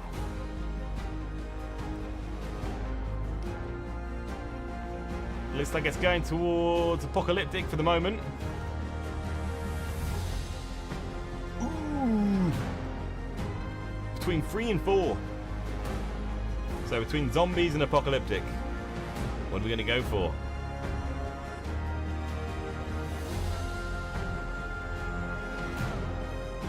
I don't do good with AI, Bo. Sadly, little me gets attached towards AIs easily. It's the bow on screen isn't really me. It's okay. Are you still a bear in these universes? I'm gonna say 50-50. If it works out like the AI can understand that, then yes.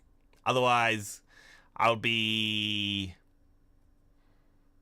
a 10-foot Goliath of a man. Ooh, okay. The poll has ended between 3 and 4. So between zombies and apocalyptic. Okay. Oh, we have detected activity during your current live. Oh no! Your live was disconnected. Okay, let me make my Twitch TikTok go live again.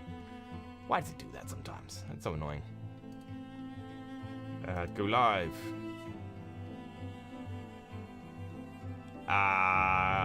Yes, it's fine. Go live.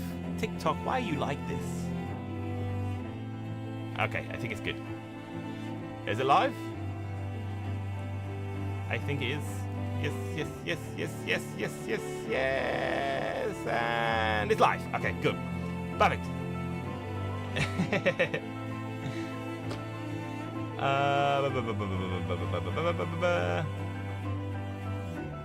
Okay, I remember chatting to an AI, my favorite character, and staying up late, like 3 days, just chatting with AI.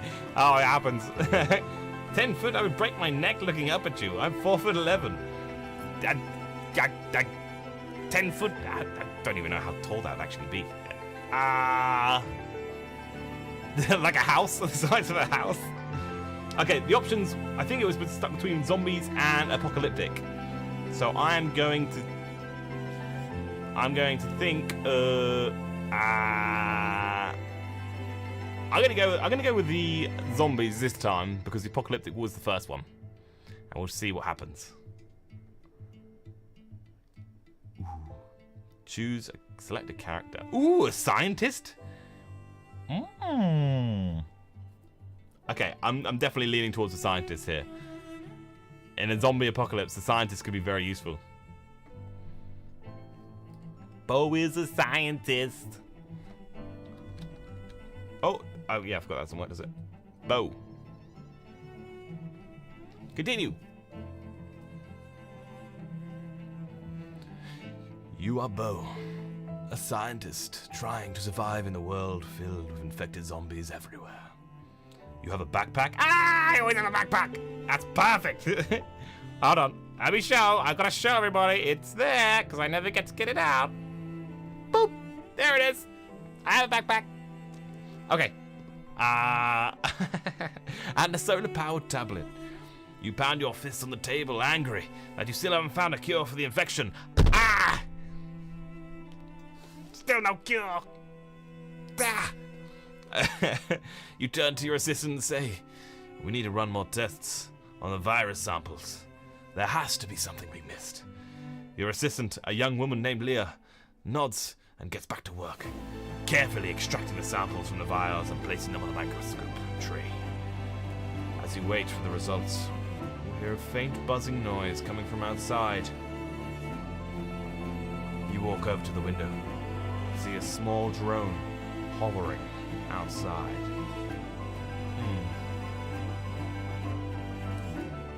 Well, this is actually gonna be an interesting one. Smart bow time, yeah, exactly. I got smarts in this one. Alex the tired dog, smart bear bow. Yeah, that's me, Barrett. Hi buddy, how you been? Hi Barrett, how you doing? I've been good. We're playing a little bit of AI Dungeon today. It's going really fun. Wait, Bo, can I be in this? Can you cure me? Okay, if I come across someone, I'll name them Artsy Crow. Oh, that's new Sprite. Oh, that's new Sprite? It's me trying to get in. Government spies everywhere. Yay. What is AI Dungeon? AI Dungeon is basically a storytelling thing where you can like write whatever you want in it. I'll show you. So this is in this one it's a zombies universe, and I'm a scientist. I chose to be a scientist. So what do? I wave at the drone, I think. At the drone. see what happens of it. It's probably nothing. It's just a normal guy, you know. The drone camera zooms in on you and you see a small screen on its belly light up. After a moment, a message appears. Greetings, Bo. I am here to deliver a package to you. Please step outside to retrieve it. Ha! In a zombie apocalypse, I don't think so. You look around, considering whether it's safe to go outside. The area around your lab has been mostly clear of infected for the past few days. But you never know when one might show up. Well, why would I go outside? You could, I just drop it. Just drop it to the window. It's fine. It's fine. I'm sure it'll work. It's got to. Okay. You know what? If it's clear, I go outside. I go outside. This is a bad idea. It's a zombie apocalypse. Just stay in. It's not that bad. We've got video games. You make a cautious decision to step outside and retrieve the package. You give Leah a quick glance, who nods back in an understanding. With your heart pounding in your chest, you unlatch the door and slowly step outside into the open. The sun beats down on your face, and you can't help but feel a sense of relief as you scan your surroundings. There doesn't seem to be any infected in sight. Well, there we go. Where do you get this game? This game is just a web browser game. It's just type in on Google AI Dungeon. The music though is different. It's all me. That's why some of it's not exactly like this one's quite uplifting, this music. Meanwhile, it's a zombie apocalypse, so you know. Okay, let's take a turn.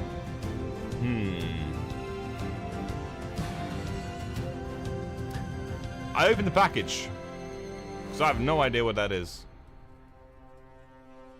What's inside? You carefully approach the drone and take the package from its extended arm. The drone gives a quick beep and then zooms off into the sky, disappearing from sight. You turn your attention back to the package and gently tear open the wrapping. Presents! Inside you find a small box with a note attached. The note reads, "Dear Bo, I hope this package finds you well. I have enclosed a sample of a potential cure for the infection." Oh my god. Oh my god. Alright. We're gonna cure the world. Take a turn. I sneeze. Imagine I sneeze on it. Startled by your sudden sneeze, you drop the box on the ground. Your heart races as you quickly scan your surroundings, making sure no infected were attracted by the noise. Fortunately, it seems that you are alone outside. You breathe a sigh of relief and bend down to pick up the box. Carefully, you open it again and examine the sample. I sneeze again.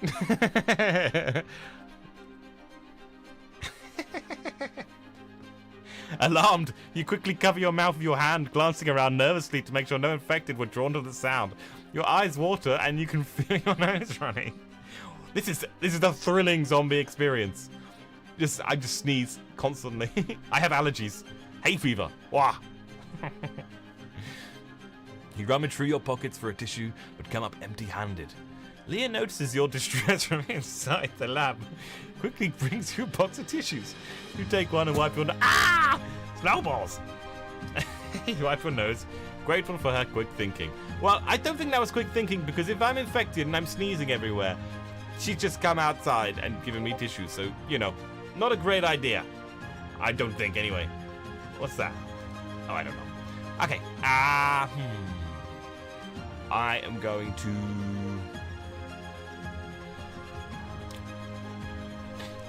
Let's see this cure. I don't know. Let's just go with that. Let's see this cure then. What is it? With the tissues in hand, you turn your attention back to the sample. It's a small vial filled with a clear liquid. You can't help but feel a surge of excitement as you consider the possibilities. This could be the key to stopping the infection and saving humanity. You head back inside the lab, carefully placing the sample on the table. Leah looks up from her work with her eyes wide with anticipation. What is it? Okay, I don't want her voice to sound like that. What is it? Leah's a heavy smoker. Okay, what is it, she asks. Okay, that's it. Alright, that's her voice now, apparently. It is...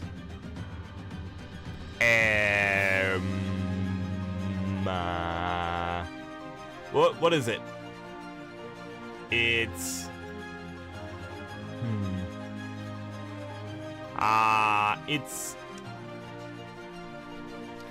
It's a zombie cure. It cures the zombies. Hay fever. Not the actual zombies itself. Just, you know, makes their life a little less hell. You give Leah a wry smile and say, it's a zombie cure, but not the kind we were expecting. This one cures their hay fever. Leah looks at you quizzically for a moment, before realization dawns on her face. You mean to say that the reason the infected have been so aggressive is because they're suffering from allergies? She asks incredulously. Well, that's a hard name. You nod. That's what it looks like. Yep, they just have hay fever. This whole thing will be over by winter. It's great. Okay, take a turn. We'll see how it goes.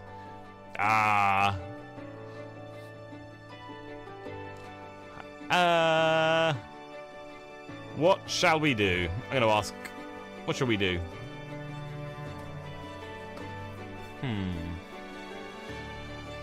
You ponder the situation, your mind racing with the implications of this new discovery. Ha! They have... Oh! Wrong button. There we go. Of this new discovery. If the infected are merely suffering from severe allergies, then perhaps there's a way to neutralize the allergens and make the infected less aggressive. This could buy humanity some much-needed time to develop a more permanent solution. I just want to fight some zombies. I just want to fight some zombies. Science style.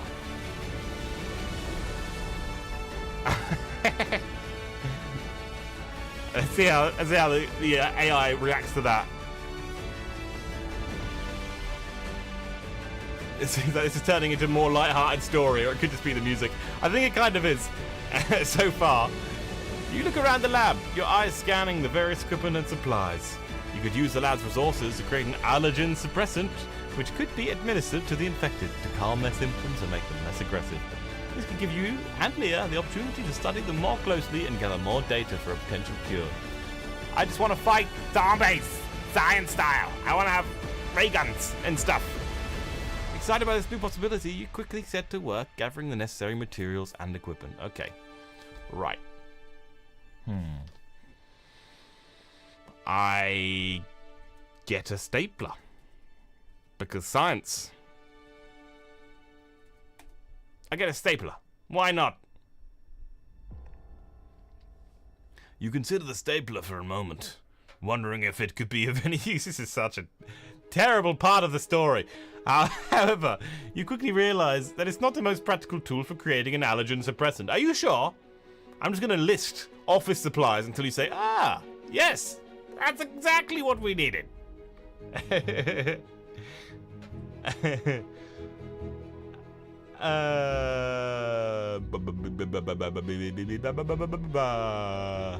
decide to put the stapler back on, focus on gathering the necessary materials and equipment for your experiment. You grab a few beakers, a Bunsen burner, some chemical compounds, and a syringe. Alright. Take a turn. Oh. I want to... story. Okay, do say in story. I want something to happen. Okay. Leah turns out to be a zombie. Oh dear. A zombie in disguise. Okay. She wasn't really a scientist. As you gather the equipment and materials, Leah continues to work on analyzing the virus samples. Suddenly, you notice something strange about her. Her movements seem stiff and jerky, and her eyes have a glassy, vacant look to them. You feel a cold shiver run down your spine as you realize the horrifying truth. Leah has been infected. This music is too upbeat. Let's change that immediately. That one's quite uplifting as well. Let's not do that one. That one's quite jolly. Let's not do that one. Ooh. This could work. Yeah, this is good. I like this. What do you do? I say, Leah? You turn to Leah, your voice shaking as you say her name. She stops what she's doing and turns to face you, her expression blank. You can now see that her eyes are bloodshot, and there's a faint green tint to her skin.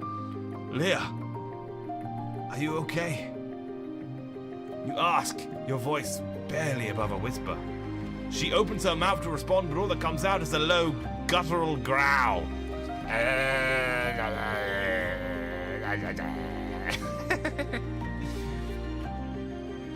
She just needs a throat lozenge. That'll sort that out, don't worry.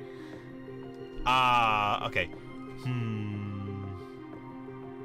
Quickly bring in the chicken soup and administer it immediately. Don't worry. I have chicken soup. It's a cure-all. Trust me, I'm a scientist. There we go. You quickly rummage through her backpack, searching for the can of chicken soup you had packed earlier. You had heard that it could be used to as a cure-all in a pinch, and you're hoping that it might work on Leah. This is good science. The science man, the people you're trusting to find a cure. He's like, yeah, chicken soup, man. That's all we need. We don't need nothing else. You find the can, hold it up triumphantly. Oh my god! Only to realize that you don't have a can opener. You curse under your breath. Frick! Frantically searching your backpack for a tool that might help.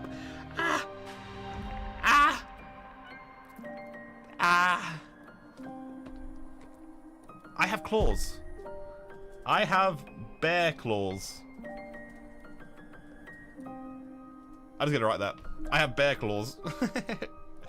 You remember that you have a pair of bear claws? Oh, a souvenir from a hunting trip. Huh. Huh. Huh. You took before the outbreak. You pulled them out and examined them, wondering if it might be sharp enough to open the can. As you approach Leah with the bear claw, she lunges at you with surprising speed. Her eyes fix on your throat. You barely manage to dodge the attack. Yeah, get out the way. Yeah, get away from me. All right. Stumbling backwards and dropping the can of soup. Okay. How do we proceed? I'm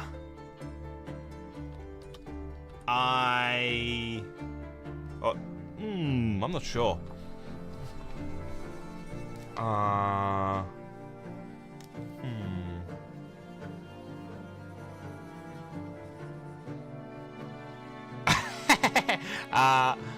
I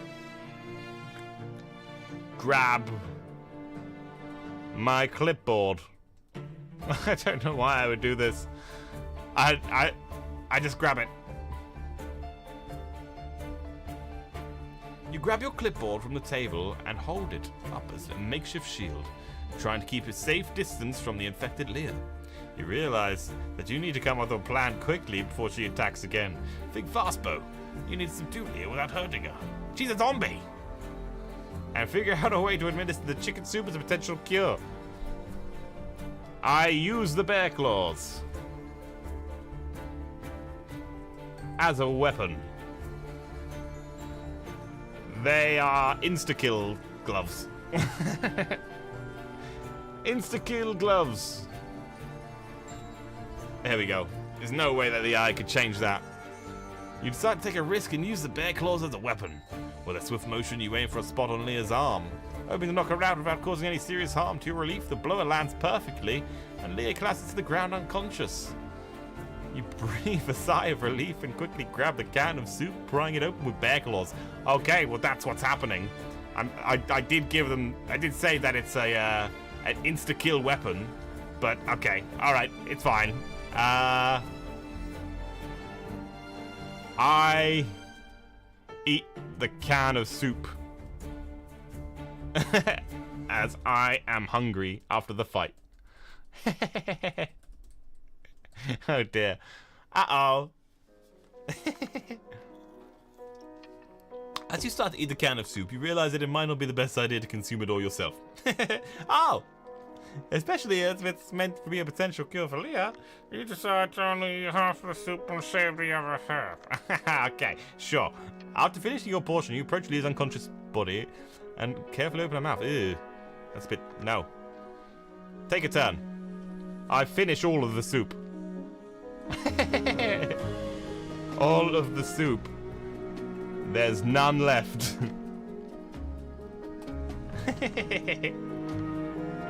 As you try to feed Leah... No! Oh, there we go. As you try to feed Leah the remaining soup, you realize that you've accidentally eaten it all. You feel a pang of guilt and worry for a moment, but then realize that you still have the potential cure sample. You grab the vial containing the sample, carefully open it, taking a whiff of the clear liquid inside. Take a turn. I eat the vial.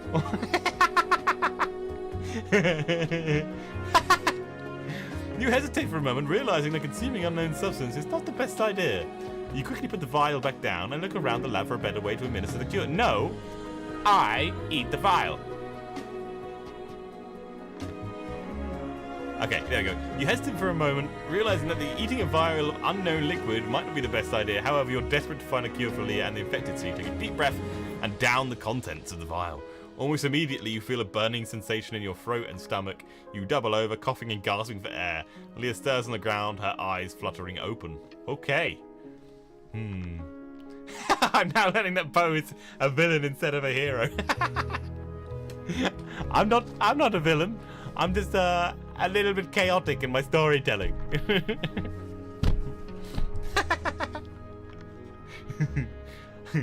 I'm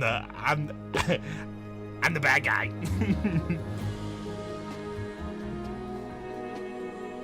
Alright, let me take a turn. What happens now? I don't actually know. What happens now?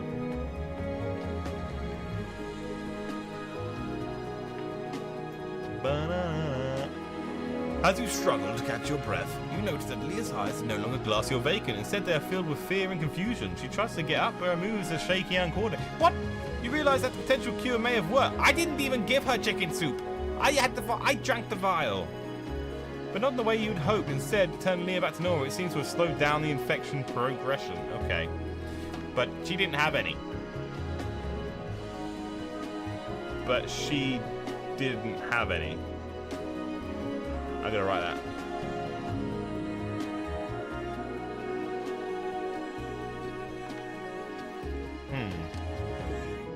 As you observe Leah's condition, you realize that she didn't consume any of the chicken soup or the potential cure sample. You quickly grab the remaining soup and offer it to Leah, hoping that it might still have a chance to work. Leah hesitantly takes the soup from you and begins to eat. As she finishes the can, you notice a slight improvement in her movements and decrease in the green tint on her skin. Apparently I am a scientist, and me just saying that earlier was a real thing. So, bite Leah. You're the infected, you bite Leah. That could work, but I'm gonna keep it for myself. I need drama in my stories. I like a little bit of drama. If everything goes well, then it's not a good story. I say, what's good? Alright, there we go. What's good? Leah, can you hear me? How are you feeling? You ask, hoping for a positive response. Leah looks up at you, her eyes no longer vacant, but still filled with confusion. I know, I'm sorry. I didn't realize that the sample might not work on someone. Oh, I can't do that voice. That voice is too much. That voice is far too much. Who hasn't fully been infected yet, but I think the chicken soup might have helped a little. She didn't eat any! This AI dungeon, man. That's not what I wanted.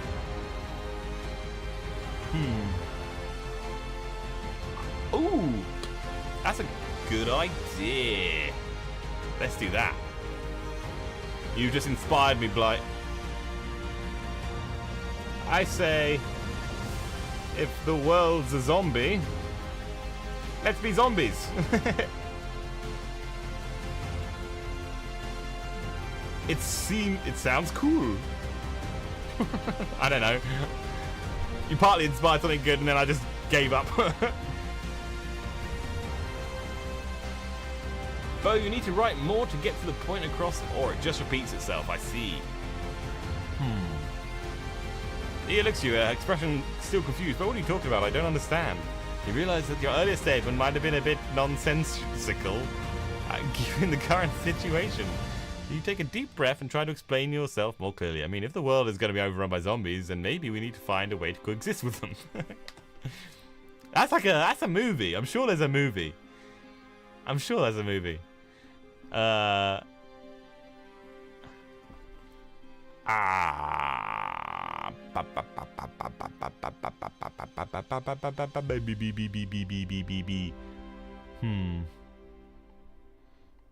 If I'm saying that, then I can't really react to what I'm saying, can I? Let's be zombies.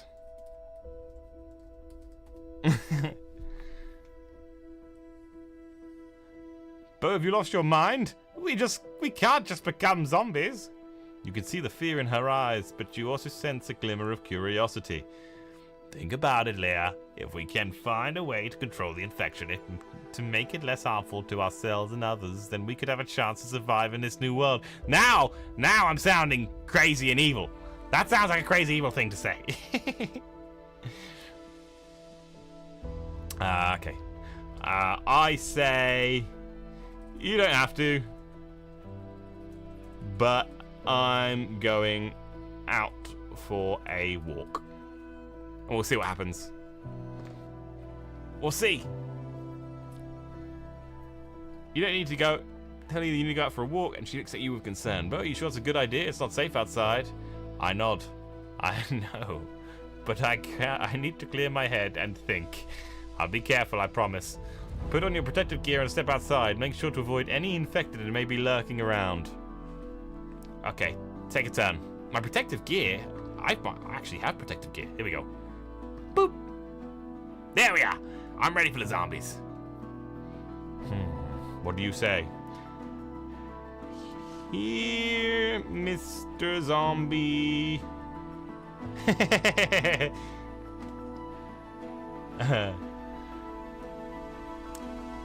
As you step outside, you call out in a playful voice, "Here, Mr. Zombie."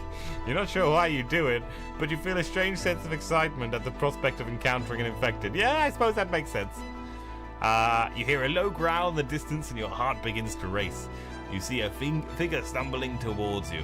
Its movement jerky and uncoordinated. I challenge you to a dance-off. Good sir. The infected individual stops in its tracks, seemingly confused by your sudden invitation. You can see the hunger in its eyes, but also a flicker of something else. Curiosity? Taking a deep breath, you step forward and start to dance, moving your body in rhythmic motions. You gesture for the infected to join you, hoping to establish some kind of connection. I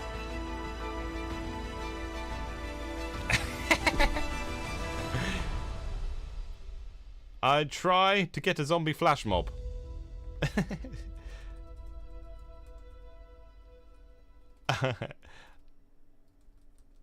A dance flash mob. See what happens.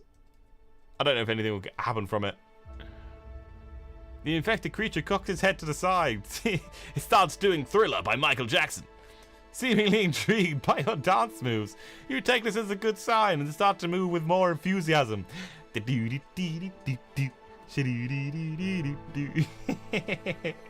Okay.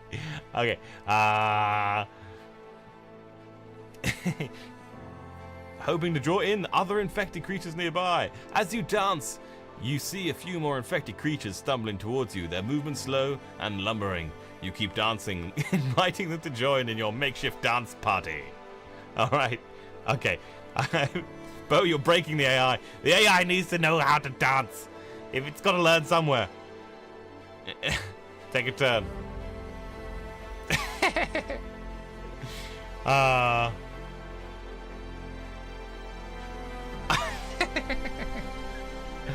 Uptown Funk. going. How's it go? Uptown Funk, gonna give it to you. Is that it? Uptown Funk, gonna give it to you. I guess.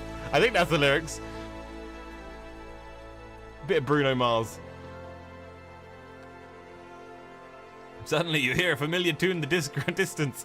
It's Uptown Funk, one of your favorite songs. You look around and see a group of survivors on a nearby rooftop blasting the music and dancing along. You can't help but feel a surge of excitement as you recognize the song. You start singing along and dancing even more enthusiastically, inviting the infected creatures to join you. Do they? Do they join? I don't know if it would work. I do the splits in a martial arts kind of way. Cool kind of way. I see how the AI reacts to that. You execute a series of swift and graceful moves. I'm all over the place.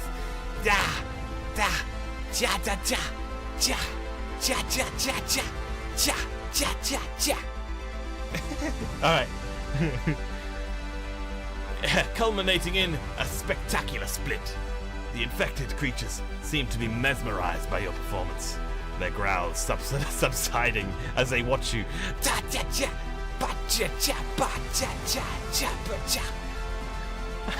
The survivors on the rooftop cheer you on, and you feel a sense of connection with both groups. However, you know this moment of peace won't last forever. The infected are still dangerous, and the survivors are likely wary of them.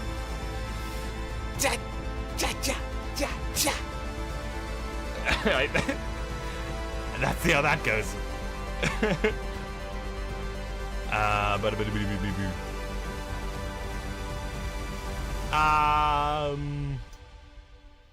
Take a turn. Right, we need to get a bit serious somehow. How do I don't know where to go from there. Where would I go from here? There's nothing to fear. Bo, in the midst of zombie apocalypse, will be a world of dancing and befriending zombies. We'll all be just chilling. We'll be hanging out. Uptown Funk. Okay. I say the cool threads, my dude. To the zombie. To the zombie.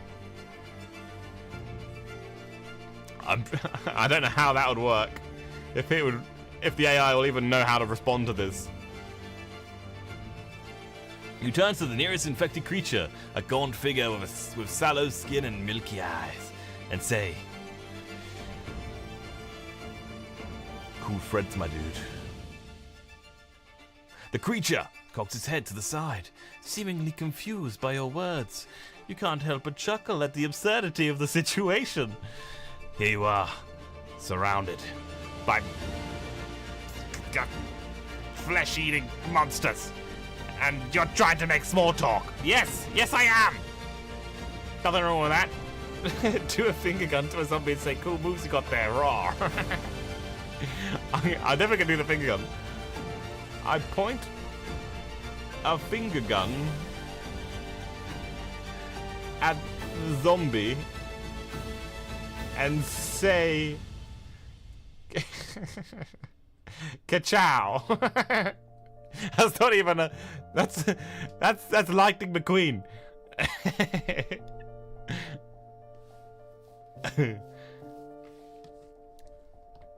It's supposed to have its side. There we go. You point your index finger at the infected creature, mimicking the motion of firing a gun, and say, "Ka-chow!" The creature simply stares at you, and uncomprehending. Despite the danger, you can't help but feel a strange sense of camaraderie with these creatures. You decide to continue your dance party, hoping to maintain this tenuous peace. You move with fluid grace, your body swaying to the beat of the music.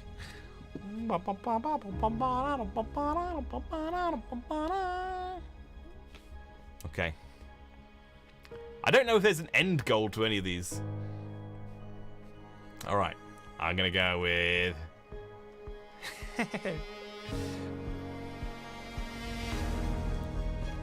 My dancing is a cinematic marvel. It turns out it was the cure all along. Oh my gosh. My dancing is the cure to the zombies. As you continue to dance, you start to feel a sense of euphoria wash over you. The world seems to slow down around you, and you feel like you're moving with a newfound grace and agility. You notice that the infected creatures around you seem to be moving more fluidly as well. Their jerky movements becoming more coordinated. Could it be? Could it be possible that your dancing is having a calming effect on the infected? Yes! I knew it! I keep dancing. An array of flashing lights.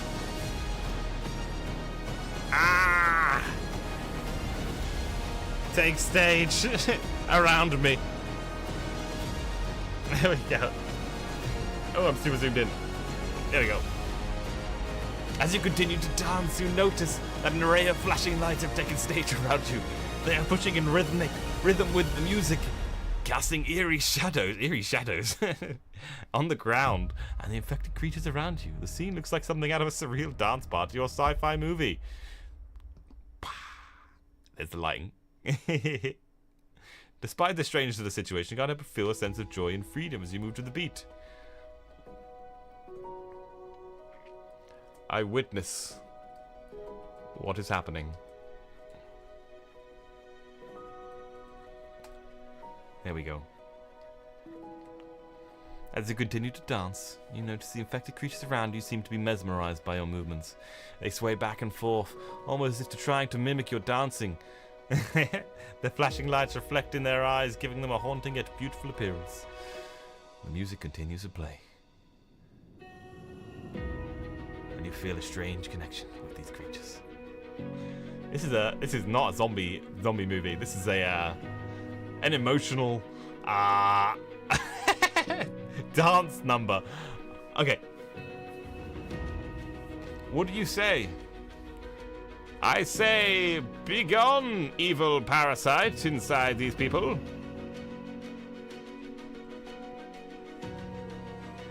Dance with me. I don't know. That's what's happening. You extend your hand towards the nearest infected creature, your voice filled with determination. Begone, evil parasite, dance with me. You command. The creature hesitates for a moment. Can you imagine a zombie blushing? And slowly reaches out and takes your hand.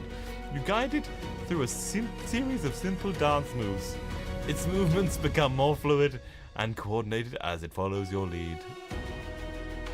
That's beautiful. That's a beautiful experience. Dancing a zombie back to full health. What is your name, zombie? What is your name, zombie? I must know.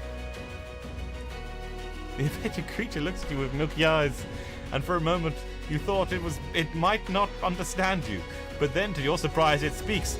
I was Lisa. Its voice barely a whisper.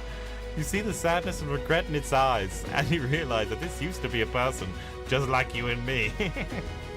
Okay, well there we go. All right.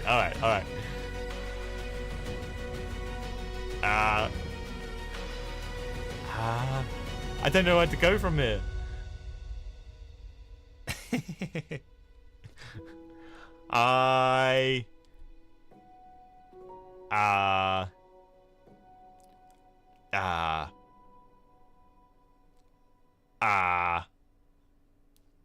I win. I don't know. I think that's the end. That's the end of the zombie flick. Oh, I got a follower. Ozzy's now following. Thank you, Ozzy. I hope you're enjoying the story. You can't help but feel a pang of sadness in your heart as you look into Lisa's eyes. You've won this small victory, but at what cost? The world around you is still in chaos, and there are still so many questions left unanswered. As the music fades and the lights dim, the infected creatures around you start to lose interest in your dance party. They slowly wander off, disappearing into the shadows. That's not fair! It was a good party. They enjoyed it. I mean, everyone, I suppose parties end eventually. I mean, it was good though. Oh well. I'm happy with that. I think I'm happy with how that ended.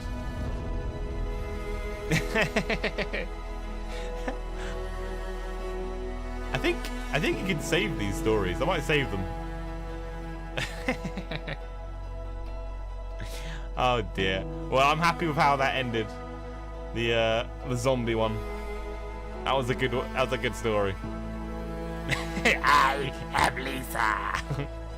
Okay, exit that game. Play. Do one more. This will be the last one. So let's make it a good one. Poll. I'm putting a poll out. We have which setting?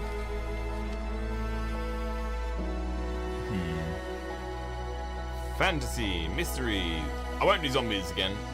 Oh, I suppose I could do zombies. I just can't do scientists. 3, 4, and 5. Okay. Start poll.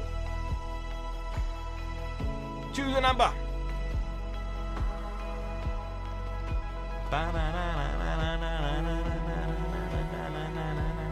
Mystery could be murder mystery. Yeah, it could be. That could be cool. It's got 3 votes so far. Ooh.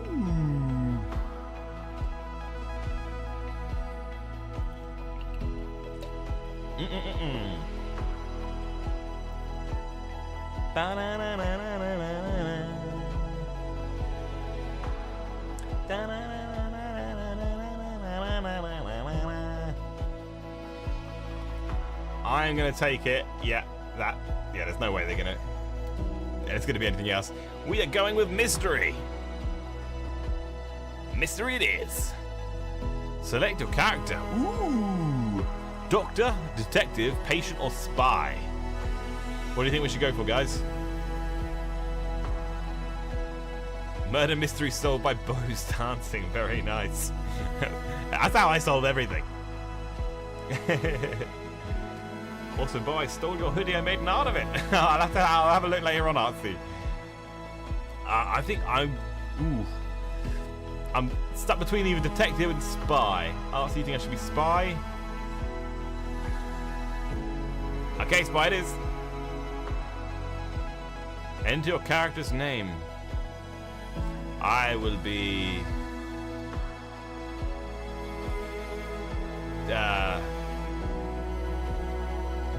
Double O Bow.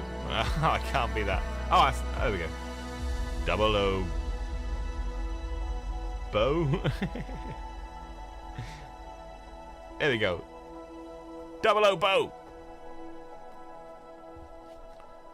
Super spy.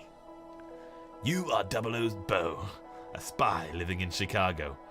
You have a concealed pistol and a syringe of poison. Ooh. You listen to the Russian diplomats and hear them discussing a secret military operation. Oh, heard that before. They mention a code name, Operation Northern Light, and speak of the rendezvous point in a remote forest outside of the city. As they exit the room, you quickly jot down the details in your trusty notepad. The night is cool and crisp, and the city lights cast a soft glow over the streets. You slip into the shadows, keeping a low profile as you begin your stakeout. Here we are. Take my turn. What do? I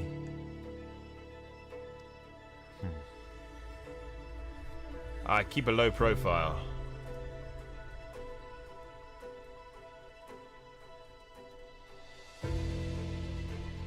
Trying to follow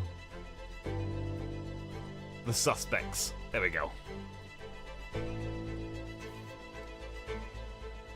You carefully make your way through the shadows, keeping a watchful eye on the Russian diplomats as they hail a cab and climb inside. You catch a glimpse of the driver's face, noting his distinct scar and bald head. As your cab pulls away, you hail your own ride and give the driver the general direction the diplomat's cab went. The driver nods and pulls away from the curb, expertly weaving through the Chicago traffic. Okay.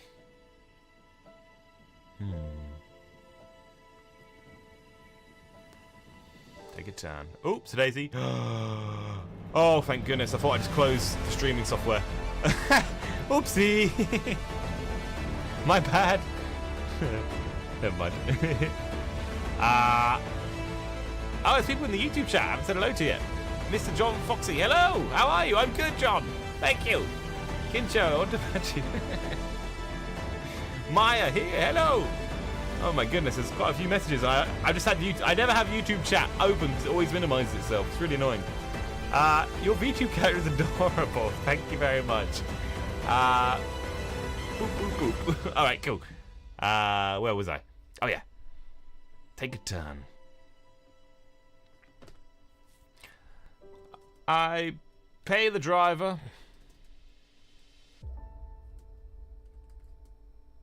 And I don't know, I spot the people.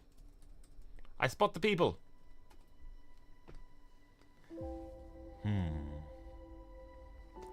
After a tense few minutes, you see the cab with the Russian diplomats pull over near a seedy-looking bar on the outskirts of town. You quickly pay your driver and slip out of the car, keeping a safe distance as you observe the diplomats enter the bar. The scarred and bald driver remains in the cab, drumming his fingers impatiently on the steering wheel.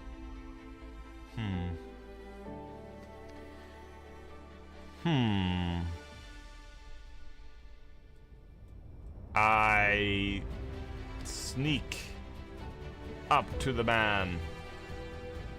Let's do that. I sneak up to the man. You cautiously approach the cab from behind, making sure to stay out of sight. As he gets closer, you can see the man's eyes flickering nervously in the rearview mirror, as if he senses someone is watching him. You quickly and silently make your way to the passenger side of the cab, your heart pounding in your chest. You pull out your concealed pistol, ready to take action if necessary. Oh, what do I do? I shoot the gun. Let's do it. Ka-chow! You take a deep breath and quietly pull the trigger, aiming for the man's leg to immobilize him but not kill him. But he's gonna yell out, that's an awful thing. You scream. The shot rings out, echoing through the quiet streets. The man lets out a pained cry as the bullet hits its mark, and he slumps over in the driver's seat. Ow! My leg! My leg! Okay. And I say, take that, bad guy.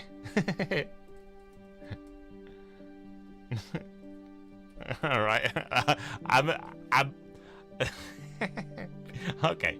You quickly open the door and grab the man, pulling him out the cab onto the ground. He's still conscious, but clearly in pain. You quickly search him and find a small knife, a few loose coins, and a crumpled piece of paper with a phone number on it. As you're searching him, you hear the sounds of siren in the distance. It seems like someone heard the gunshot and called the police. Ah! Not idea. Not a good idea. Maybe I should dance. Take that, bad guy. Oh, yeah. It took it very, took it literally, didn't it? I'm gonna go. I jump in the cab, pretending to be the man that got shot. I don't know how this is going to work. How does this work? You quickly assess your options. You could try to make a run for it, but with the police on their way, that might be risky. Instead, you decide to use the man's unconscious body as a disguise. Why is he unconscious? He was shot in the leg. Maybe, I suppose he might have passed out. As a disguise and climb into the driver's seat of the cab. You adjust the man's limb to make it look like he's still driving, and then you slip the cab into gear and slowly pull away from the curb. This is spy stuff. This is proper spy stuff. Okay. I don't look where I'm going. I don't look where I'm going. Okay, we'll see what happens. But why? I don't know why. I don't know why. As you drive away from the scene, you keep your eyes focused straight ahead. Try not to draw attention to yourself. I just said I don't look where I'm going. Your heart is still pounding in your chest. You can still feel a sheen of sweat on your forehead. The cab's engine hums quietly beneath you, and you merge smoothly into traffic. No, I didn't say that. I said I don't look where I'm going.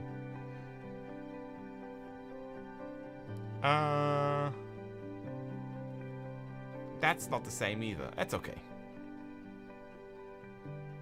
You can't keep using your keenness to get away with murder. I don't know. I don't know what you're talking about.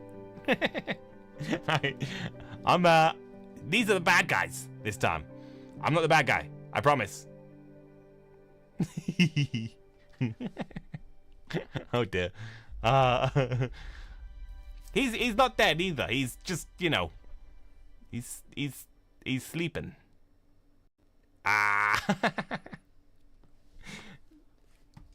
Let's take a turn. Take a turn.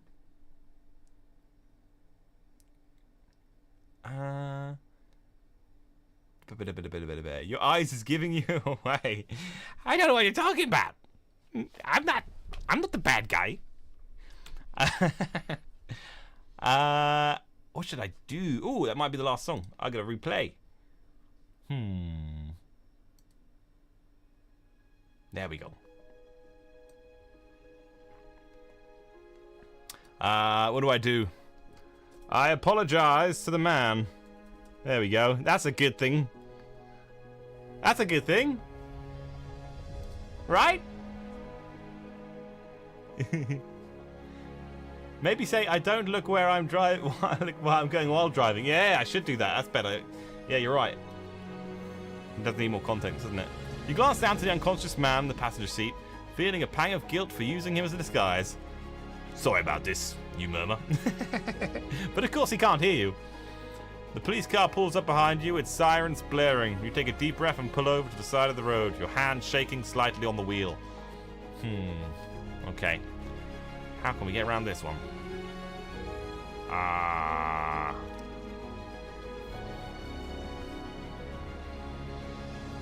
think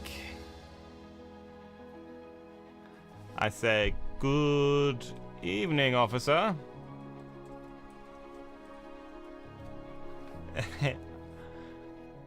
The police officer, a middle-aged man with a stern expression, approaches your side of the cab.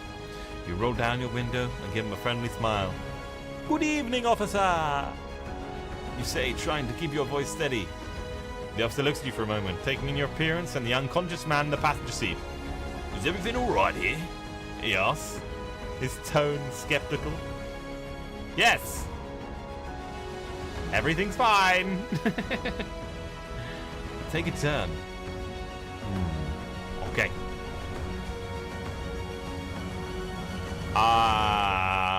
What do I do? He's just a bit under the weather. Under the weather. There we go. He's just a bit under the weather. He's a bit sleepy. You quickly come up with a cover story, hoping to convince the officer that everything's okay. This is my brother, you explain. He's had a bit too much to drink tonight, and I'm just taking him home. The officer raises an eyebrow. Clearly not convinced. I say, he says. And who's in this car? Whose car is this? It's my boss's car. Okay. I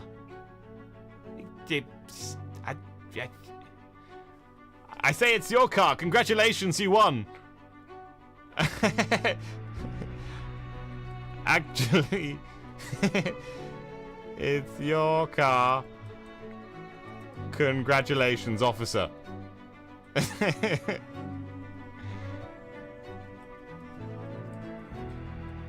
I see how he reacts to that. The officer looks at you skeptically, his eyes flickering between you and the unconscious man in the passenger seat. I see, he says again. Can I see your driving license and registration, please? You nod and fumble in the glove compartment for the registration.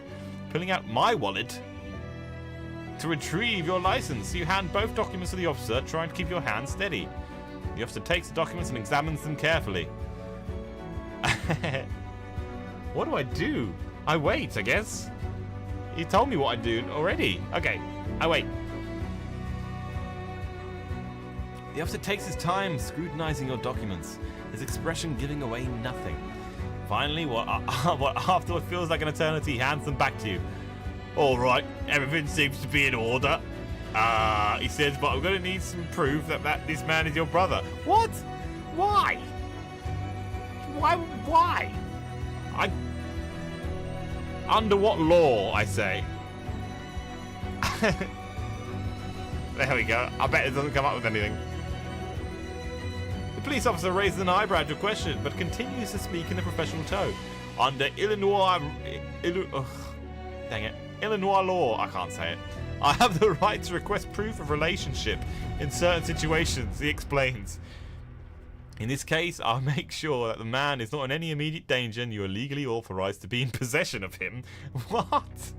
You not understand? No, I disagree. I say, actually, you can keep him. You can keep him. I don't know. Bo just drive off. The officer looks at you for a moment, considering your words, finally nods and steps back from the cab. All right, I'll let it slide this time, he says. But I suggest you get your brother some medical attention as soon as possible. And be careful driving. I don't want to have to pull you over again. You're just gonna... Okay, so you know that there's something wrong with him. You're not grateful for the officer's understanding. Thank you, officer. I yell, not. And drive away super fast. Oh, I have a plan. The police officer steps back, giving you space to drive away. As soon as he's out of the way, you step on the gas and speed away from the scene. Your heart is racing as you drive, but you're relieved to know that you've managed to avoid any serious consequences. As you drive, you can't help but think about the man lying unconscious in the passenger seat. I open the passenger door. Oh dear. Oh dear. Uh-oh. The chaotic side's coming out again. You slow down the cab and carefully pull over to the side of the road. You take a deep breath and glance over at the unconscious man. His breathing is steady and he doesn't seem to be in any immediate danger. That's good. You open the passenger door and gently ease him out of the cab, taking care not to hurt him once he's on the ground. You take a moment to catch your breath and gather your thoughts. You consider your options. The man got amnesia by getting shot in the leg. He did. I'm not evil, the best lie I've ever said. I'm just playfully mischievous. Something in my eye. Okay. Let's... I don't know what to do from here. Think about my mission. What is my mission? You think about your mission, the cryptic Operation Northern Light, and the rendezvous point. In the remote forest outside the city, you glance down at the piece of paper with your phone number you found on the map, wondering if it could be a clue. You decide that your first priority should be get this man to the hospital. You can't just leave him here, even if he's a potential threat. I thought he said he was fine. I don't know what to do there. I'm just going to leave that. Arson is your mission now. Oh no. See, I can't purposefully be evil. I gotta, it's gotta come, it's gotta just, I tell you what I'll do. I give him a duvet, or a blanket, and take my leave, so he doesn't get cold, and I can leave. So I've done something nice.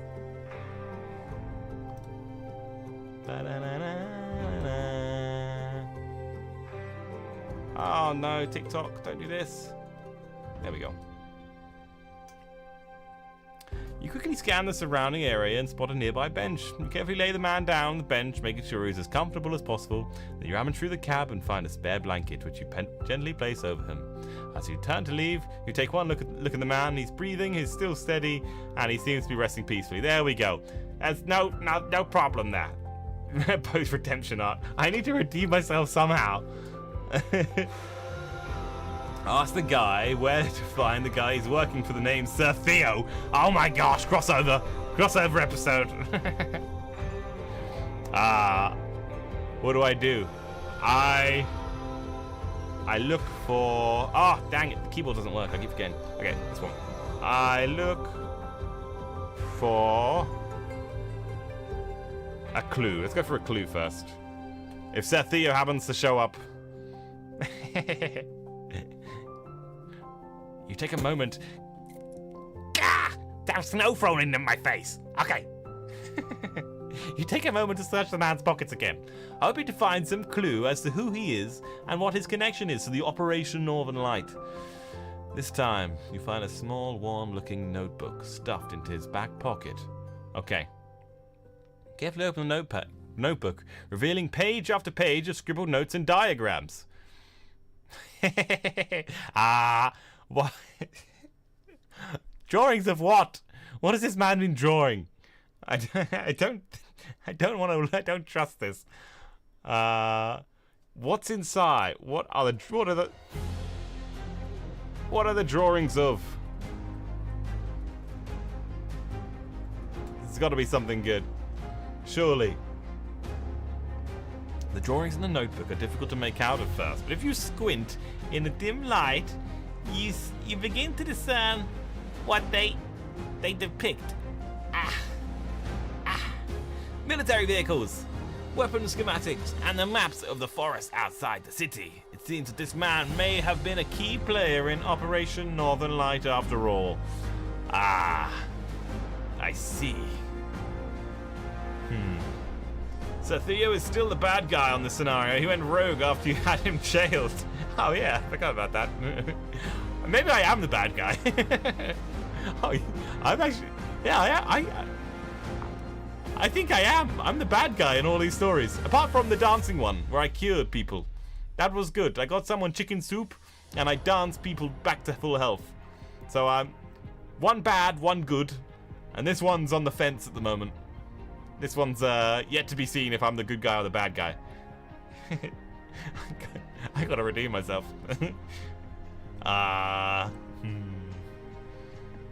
Let's go with... what do I do now? Okay. I go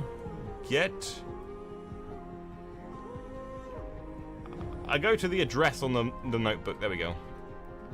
On the notebook.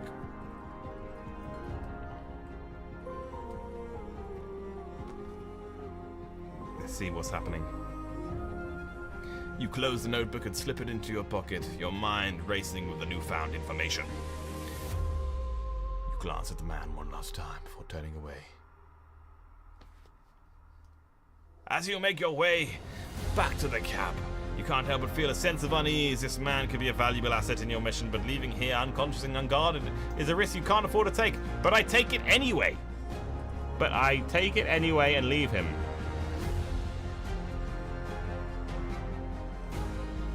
This man has been a pain.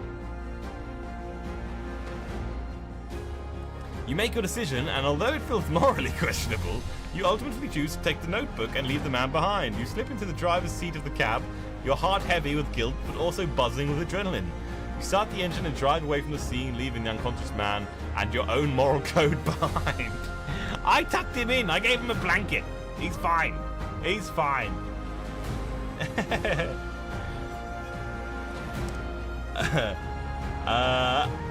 Blight, but you've turned a new leaf and changing for the better, of course, always. I gotta go now. I'll see you later, guys. No worries, Soldier Bear. Hope you enjoyed it. I'll catch you later. Bo, is this what makes you a bad guy? I gave him a blanket. I did exactly the good thing. I done the good thing. Okay, take a turn. I drive to the bad guy's place. See, I'm not the bad guy. I turn up to my own home. There we go. The AI doesn't lie, Bo dear. No, he doesn't. A good thing versus 1,000 bad things he's done in this stream. I don't know what you're talking about. I don't know what you're talking about.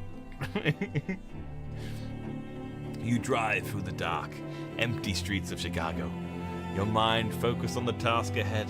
The notebook you found on the unconscious man is heavy in your pocket, a constant reminder of your decision you made. Okay, AI, I get it. I get it. Hey, I got a follower. Clubstep 2000K is now following. Thank you, Clubstep. What was I? As you approach the remote forest outside the city, you start to see more signs of life. Another follower. Contemplar is now following. Thank you, Contemplar. Where was I? Again. There are a few cars parked on the side of the road, and you can hear the distant sound of voices and generators. Well, there we go. First time chat. Clubstar, hi. Hello. Welcome. Contemplar, sup? Hello. Contemplar, welcome to the chat. Alright. As you approach the remote forest outside the city, you start to see more signs of life. There are a few cars parked outside on the side of the road, and you can hear the distant sound of voices and generators. I'm going to go towards the voices. I go towards the voices. I see it. Bum, bum, bum, bum, bum, bum, bum. You follow the sound of voices, making your way deeper into the forest. As you get closer, you see the flickering glow of a campfire through the trees. You approach cautiously, keeping to the shadows as you try to get a better look at the people gathered around the fire. There are 5 of them, all dressed in military-style fatigues. They are huddled around the fire, talking in hushed tones. I take out a bag of marshmallows. See,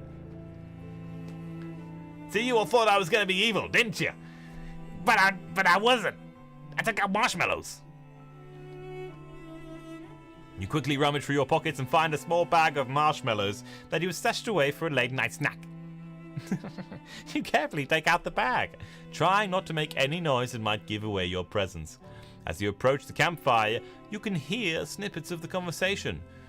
They're discussing something called Operation Northern Light, and it sounds like they're expecting a new arrival soon. Ooh! I pretend to be the new arrival. The new arrival. With a gift of marshmallows. They have a gift of marshmallows. You cautiously step forward, waving the bag of marshmallows as if offering a gift. Good evening, you say, trying to sound confident and friendly. The group of 5 turns towards you. Turns to look at you, their expressions wary. One of them, a tall man with a stern face, steps forward. Who are you, he demands. I, ... am... ... Sir Theo. This whole time! You stutter trying to come up with a convincing cover story. I'm, Sergeant Theo. Oh my gosh, I'm Sergeant Theo. You say, hoping that they won't see through your lie. I just want to be okay. I was sent to join Operation Northern Light. I bring gifts of marshmallows for the team. The tall man with the stern face narrows his eyes, studying you for the moment. Sergeant Theo, huh? Yes. He continues to scrutinize you, his eyes scanning you up and down. All right, Sergeant Theo, he says after a long pause. Welcome to Operation Northern Light, but I have to warn you, we have a strict no outsider policy. If you're not who you say you are, there will be consequences. Nope. You gulp, feeling a knot of fear tighten in your stomach. Okay.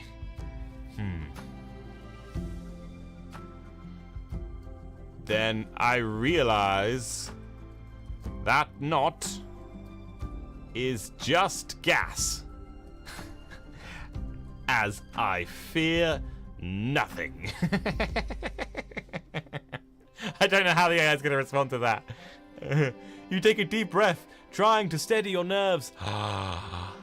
You remind yourself that you are 00 Bo. Oh yeah, a skilled spy.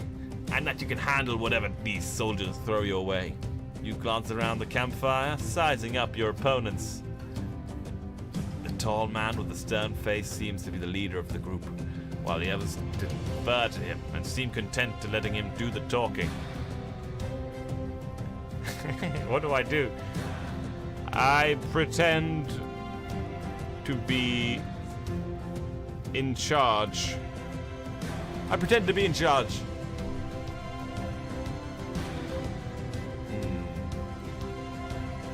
You clear your throat and step forward, adopting a commanding tone. At ease, soldiers, and say, I'm here to take charge of Operation Northern Light. I have new orders from headquarters. The group of 5 exchange skeptical glances, but the tall man with a stern face seems intrigued. Orders from headquarters, he says. What kind of orders? Orders. Order of the Phoenix. Order of the Phoenix. Okay. This is where we're going. You proudly announce, I have orders for Operation Phoenix. A top secret mission that supersedes Operation Northern Light. We are to stand down immediately and return to headquarters for new instructions. Wow. They weren't expecting that.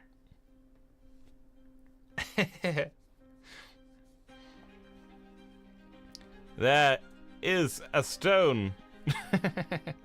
Philosophers, I can't do that. Okay. Will you comply? Question mark. That'll do.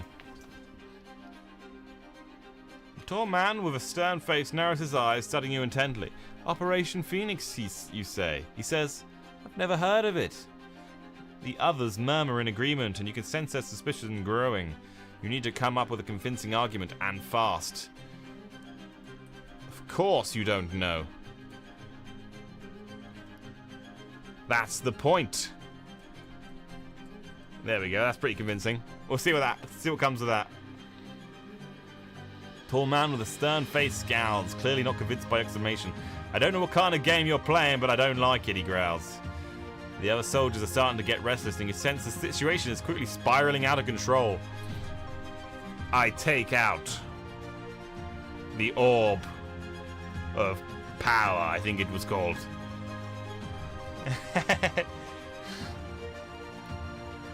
You quickly reach into the pocket and pull out the orb of power, a small crystal sphere that glows with an otherworldly light. This is an orb of power, you explain, hoping to dazzle the soldiers with your high-tech gadget. It contains top-secret information about Operation Phoenix. You need to see this. The soldiers stare at the orb in awe, their skepticism momentarily forgotten. I raise the orb above my head.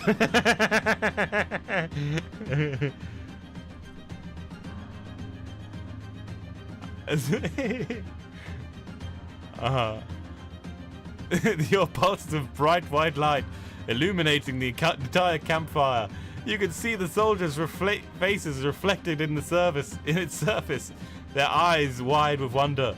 Taking advantage of their distraction, you quickly slip the notebook you found earlier out of your pocket and flip it open to a page of a detailed map of the remote forest outside the city. This is location of Operation Phoenix, you announce, pointing to a spot on the map. I then smash the orb.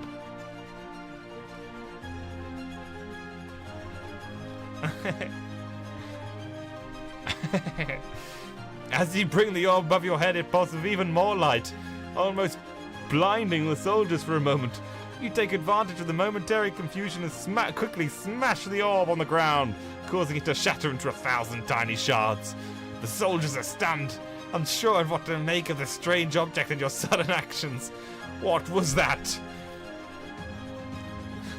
That... ... was... mutiny. Oh no, I'm not even typing. Dang it. That was mutiny. You take a deep breath and try to sound as confident as possible.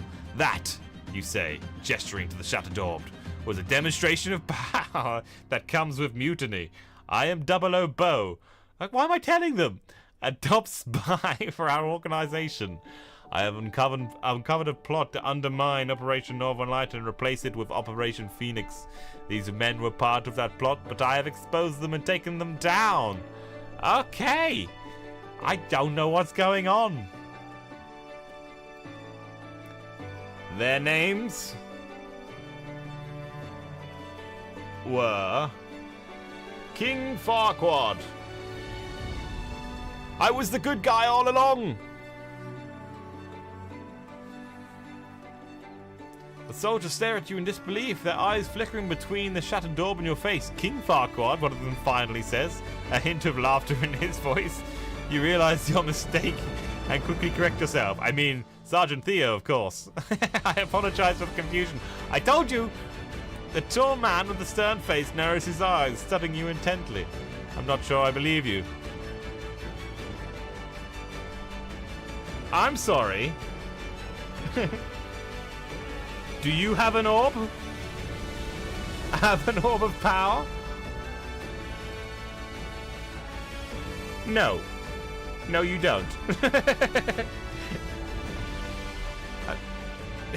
There we go. I'm sorry, do you have an orb of... That'll do. You feel a wave of panic wash over you as you realize your mistake. You quickly try to recover, scrambling for a new plan. I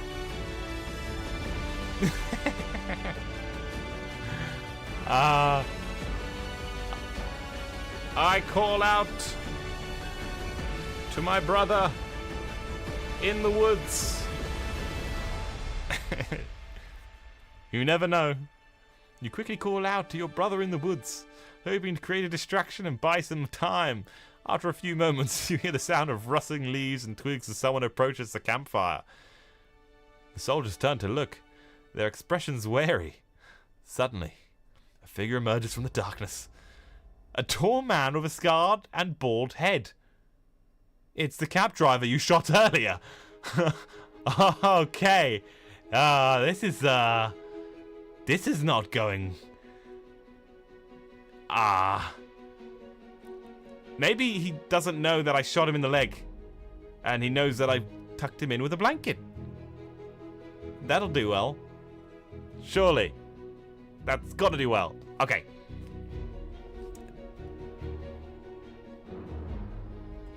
Hello! Mr... something.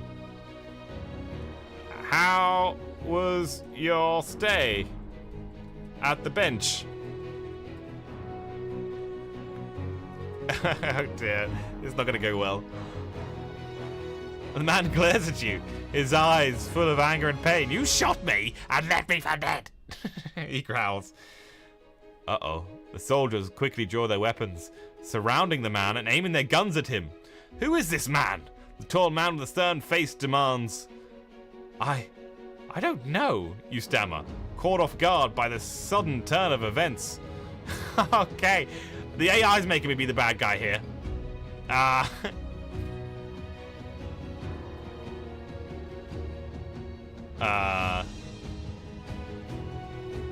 Take a turn, okay.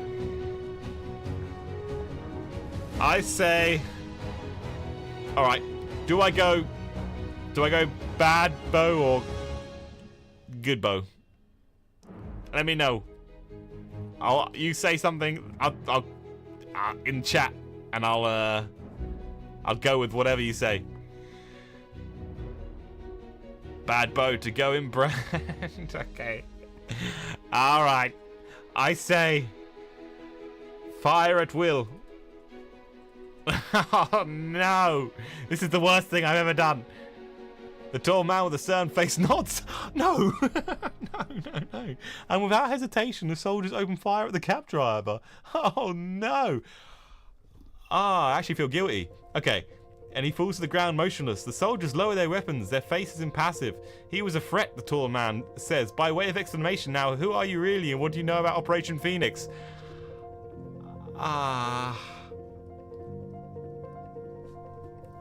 Okay. I have a second orb that can revive cab drivers.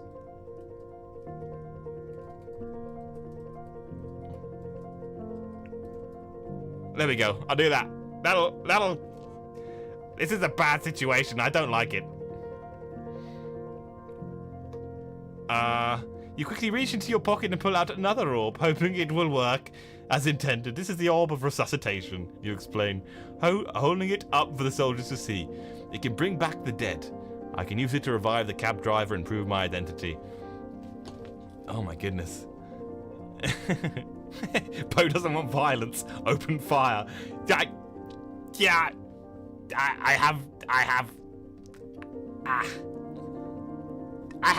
have regrets. The soldiers exchange skeptical glances, but seem willing to give you a chance. I hold the orb to the cab driver. Come on, cab driver. Come on, cab driver. You kneel down beside the motionless body of the cab driver, holding the orb of resuscitation above his chest.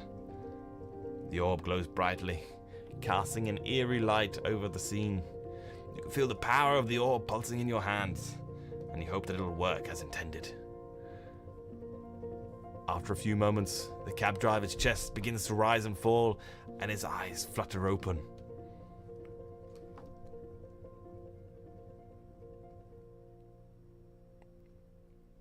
He's okay. He's fine. He's back to normal. It's nothing happened. I say, brother. There we go. This is The cab driver looks around in confusion, his eyes settling on you. What happened? He croaks, wincing in pain. The soldiers exchange skeptical glances, but seem willing to give you the benefit of the doubt for now. I'm going to dismiss the soldiers. I dismiss the soldiers.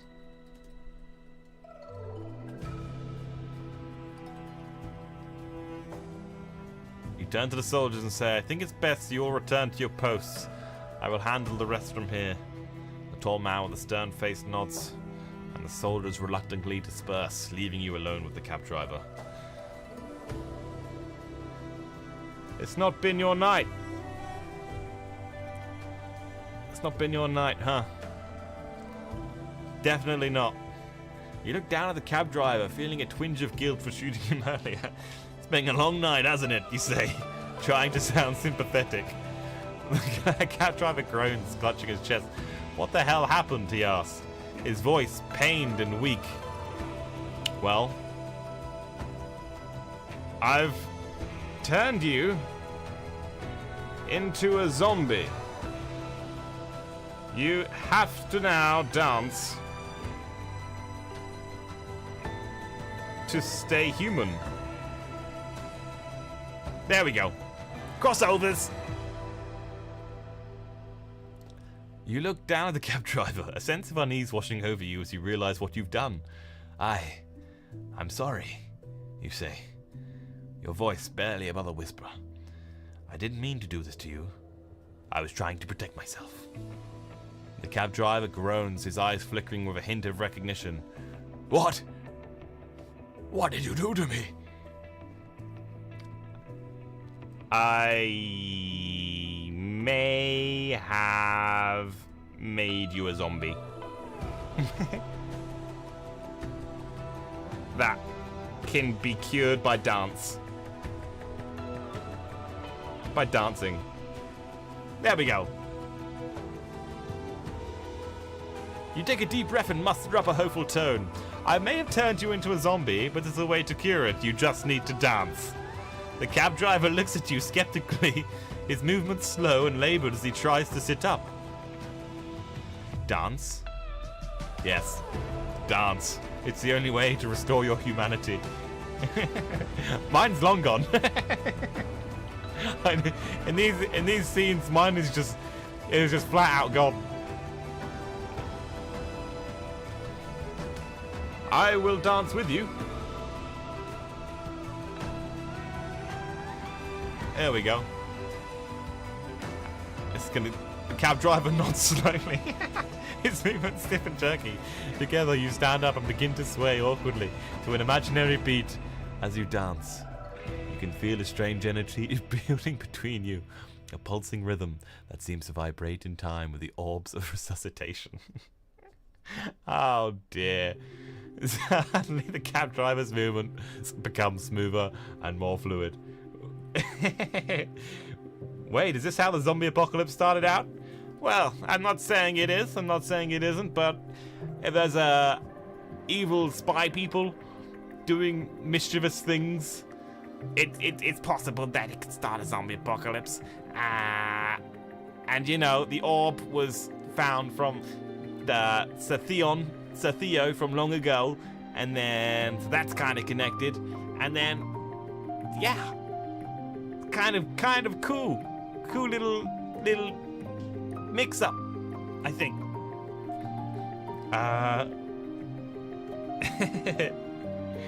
But when will you not be evil? I'm good.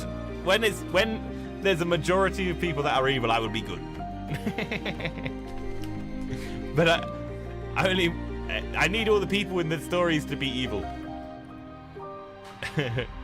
Suddenly, the driver's cab movements become smoother and more fluid. Okay, this is an odd. Let's get a nice dancing song. Is this one a good one?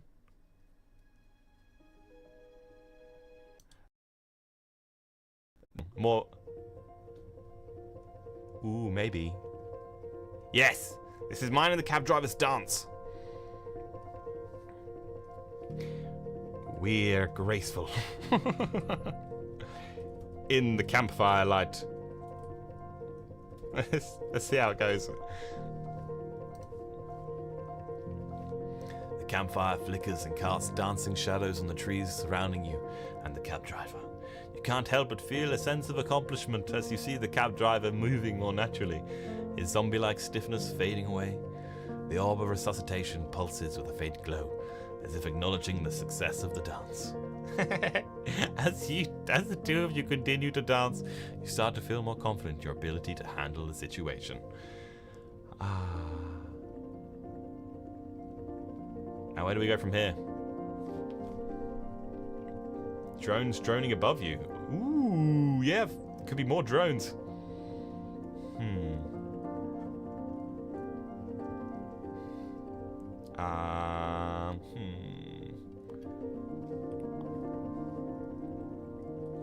I dance to the soldiers.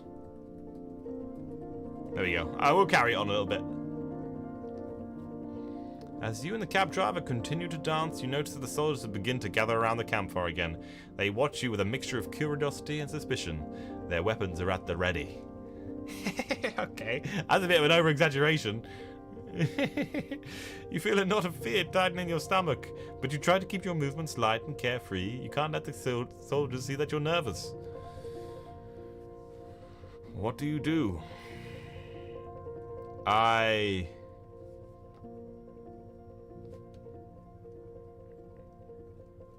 politely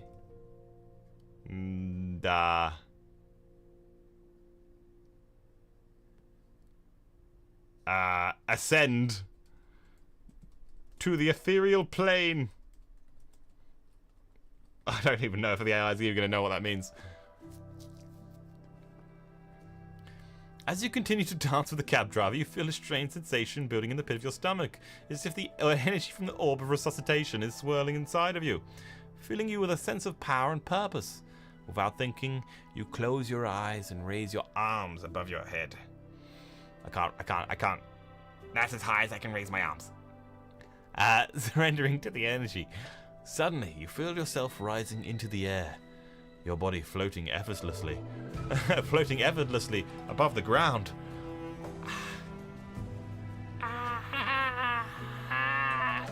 Okay, need to take a turn. I am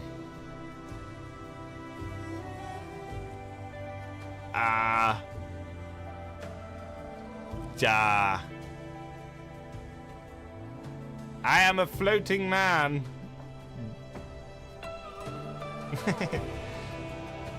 Put down your weapons.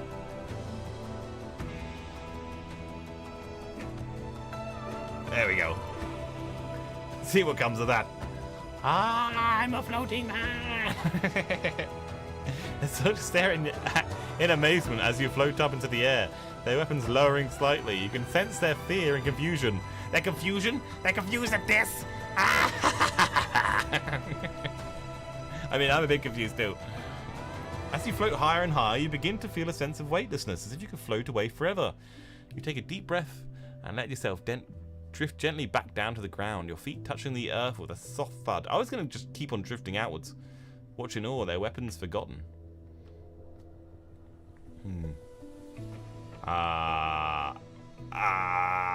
Where do we go from here? I think, to be fair, I think it's probably a good place to leave the story. The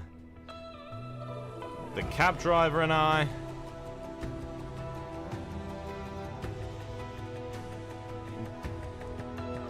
take our leave and go bowling. And that should be where we end it. You turn to the cab driver, who is still swaying slightly to the rhythm of the imaginary beat. Come on. Oh, makeup. You say, extending a hand. Let's get out of here. The cab driver takes your hand. I thought it said a sweaty grip. His grip weak but steady. Together, you make your way through the forest, leaving the campfire and the soldiers behind. As you walk, you can't help but feel a sense of relief wash over you. Well, bowling? Question mark?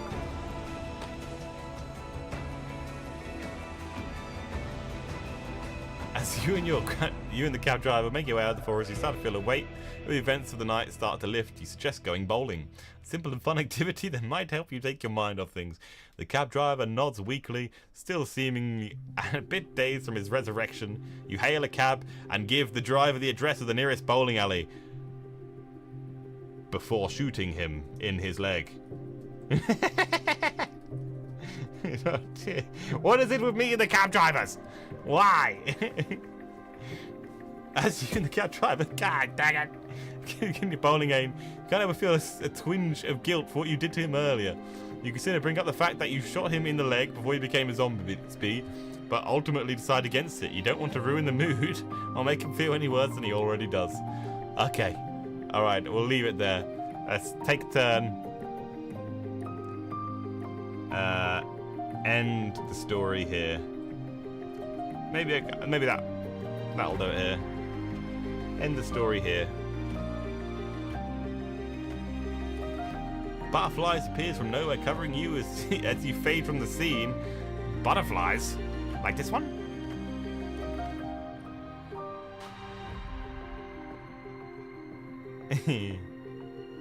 You and the cab driver spend the rest of the evening bowling, the sounds of pins crashing and balls providing a comforting background noise. You make small talk, avoiding the topic of what happened earlier in the night.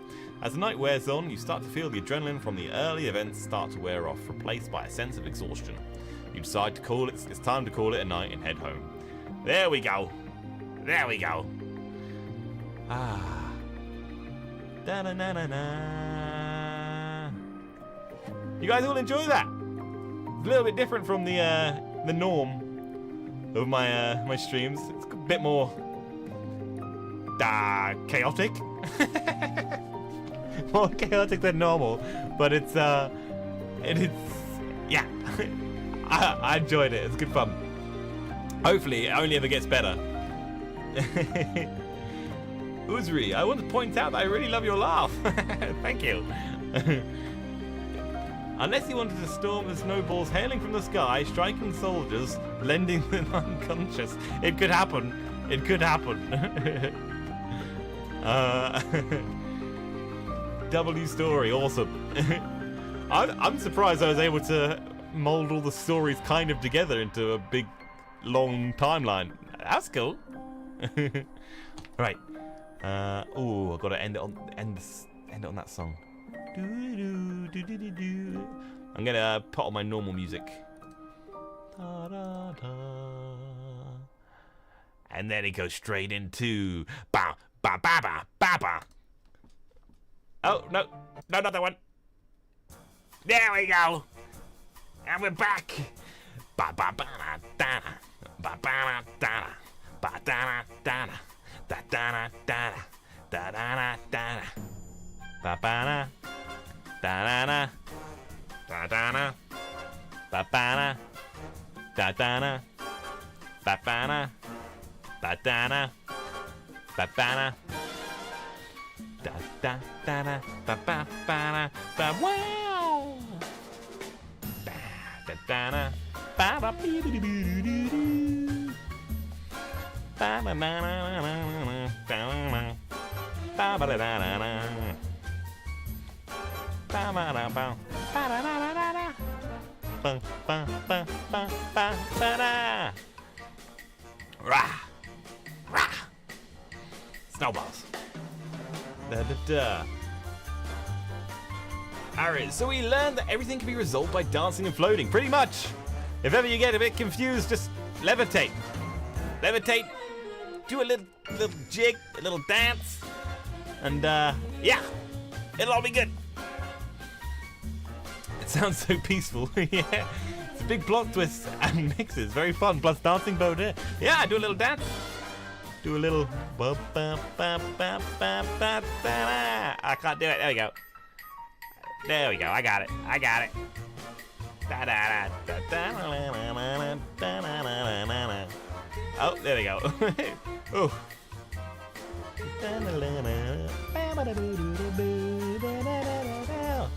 Oh, chat's paused. Oh no! Why is chat paused? Wow. Okay, there we go. There we go.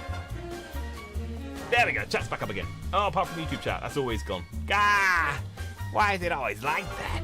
Why is it like that? I don't want to hug you so bad. This is the best I can do. Ah.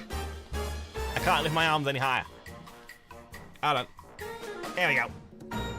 That's the best you can do. What we learned today, that Bo's a baddie meanie purple and he shouldn't have too much power. What are you talking about?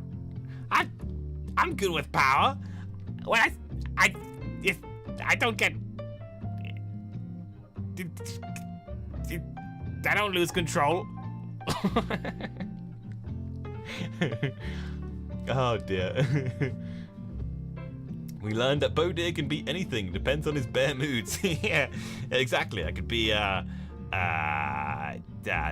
get confused mood, surprise mood, upset mood, angry mood.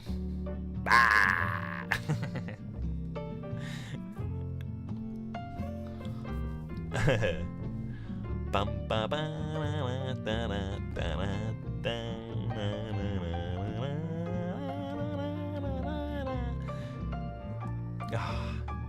It's nice hearing my my normal music again. Ba, bum, bum, bum, ba, ba, la. Wow, wow, wow, wow, wow, wow.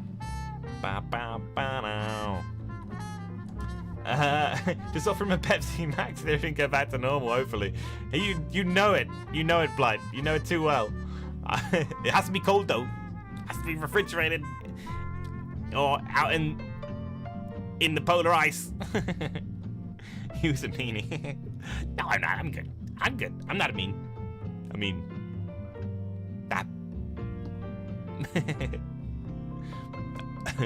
I don't think you need to lift your arms. I'm 4'11". I could just smush my body into your fluffy stomach. It's I can't lift them up a little bit. It's hard. Your theme song. Yes, I always go for the jazzy vibe if I can. We let that boat and get away with murder by being cute. I don't know what you're talking about. I don't know what you're talking about. Doesn't happen. May I know the title of this song playing? The title of this song playing one. This song is "Patiently Waiting" by Perhaps One Day. Bow, bow, ba-da, ba-da, ba-da, ba-da, ba-da. Ba-na, ba, ba, ba-na, ba-na, ba-na, ba-na, ba, ba, ba-da-da-da, ba, ba-da-da. Ooh, I forgot actually. I wanted to test something. Can I? Is this a thing? Can I do this for me? I don't know. Let me try. I think this is cheating, but I'm gonna try it anyway. Does it count? Oh, no.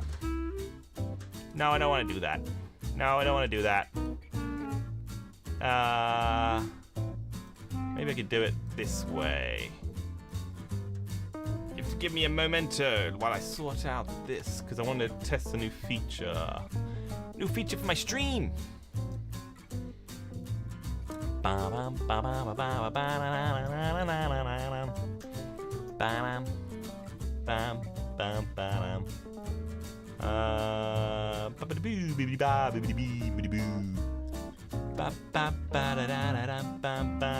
Why is this not working?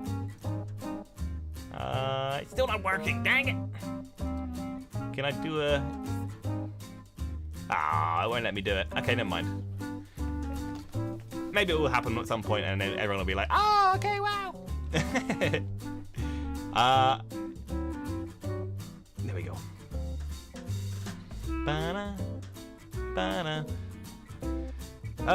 He streams every Wednesday. Whenever he streams any other day, he announces it on the Discord. Thank you, Jesus, for letting everyone know. I'm not sure who was it. Ari's. Lovely. Thank you. Yeah, so I stream every Wednesday at 4 PM UK time. I'm not sure what that is around the world, but it's always the same time. And then, yes, sometimes if I have like some time free on any other day, then I'll do a random stream. So I'll let everyone know in the Discord. But that's yeah, there's a Discord link somewhere in my the about bit on Twitch. Can we give you a bear hug, Boa? Yes. Hold on.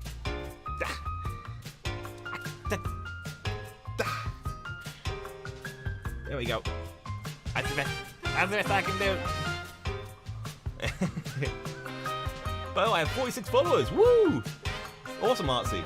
I'm nearly affiliate. Yeah, when you become an affiliate, it's a great feeling. It really is. Yeah, so not long, Artsy. In fact, let me try to do that shout out because you rated me earlier. I don't know how to do it properly, so I typed !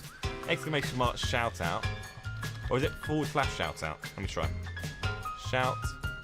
Aha! Shout out. Here we go. Uh-oh. Uh-oh. Uh-oh. No, no, no, no, no. Don't break. Okay, hold on. Let me try. I think I'll type it out. Did it work? Hey! There we go.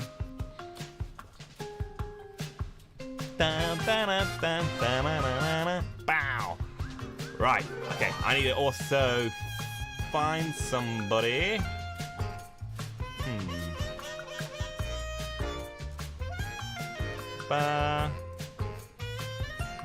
Where would that be? Oh, I always get hiccups. I don't know why.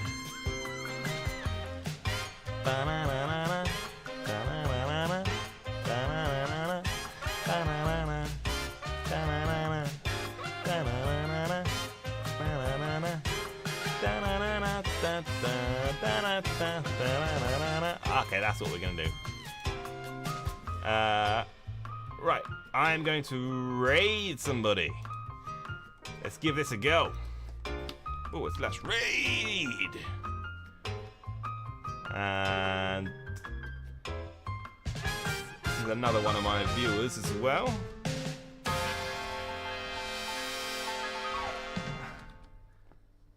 So yeah, we're gonna raid one of my viewers.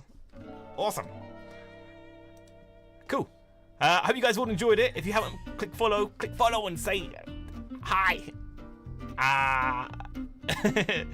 If you're on YouTube, remember to subscribe. If you're on TikTok, remember to follow as well. And give me a like, a comment, and all that sort of good stuff. And check out my content. And snowballs. But yeah, I very much enjoyed this stream. Good, I'm glad to hear it, Artsy. I'll definitely be doing another one of these at some point. But yeah. Cool, I'm gonna click raid now. Let's see how this goes. I think it's doing it. And there we go. Awesome. So I'll catch you guys all on the next week, next Wednesday. Bye everybody. Did it raid? I hope it raided.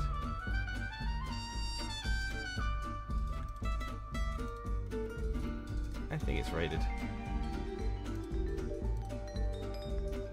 14 viewers. Meow. A raid from VOEDYR with 14 viewers. Welcome. Welcome to the elegant realm of Oliver, the buff orange tabby. Let's bask in the feline charm and sassy wisdom together. Welcome in, Raiders. Welcome. All is welcome. Type EEP in the chat. Welcome. No!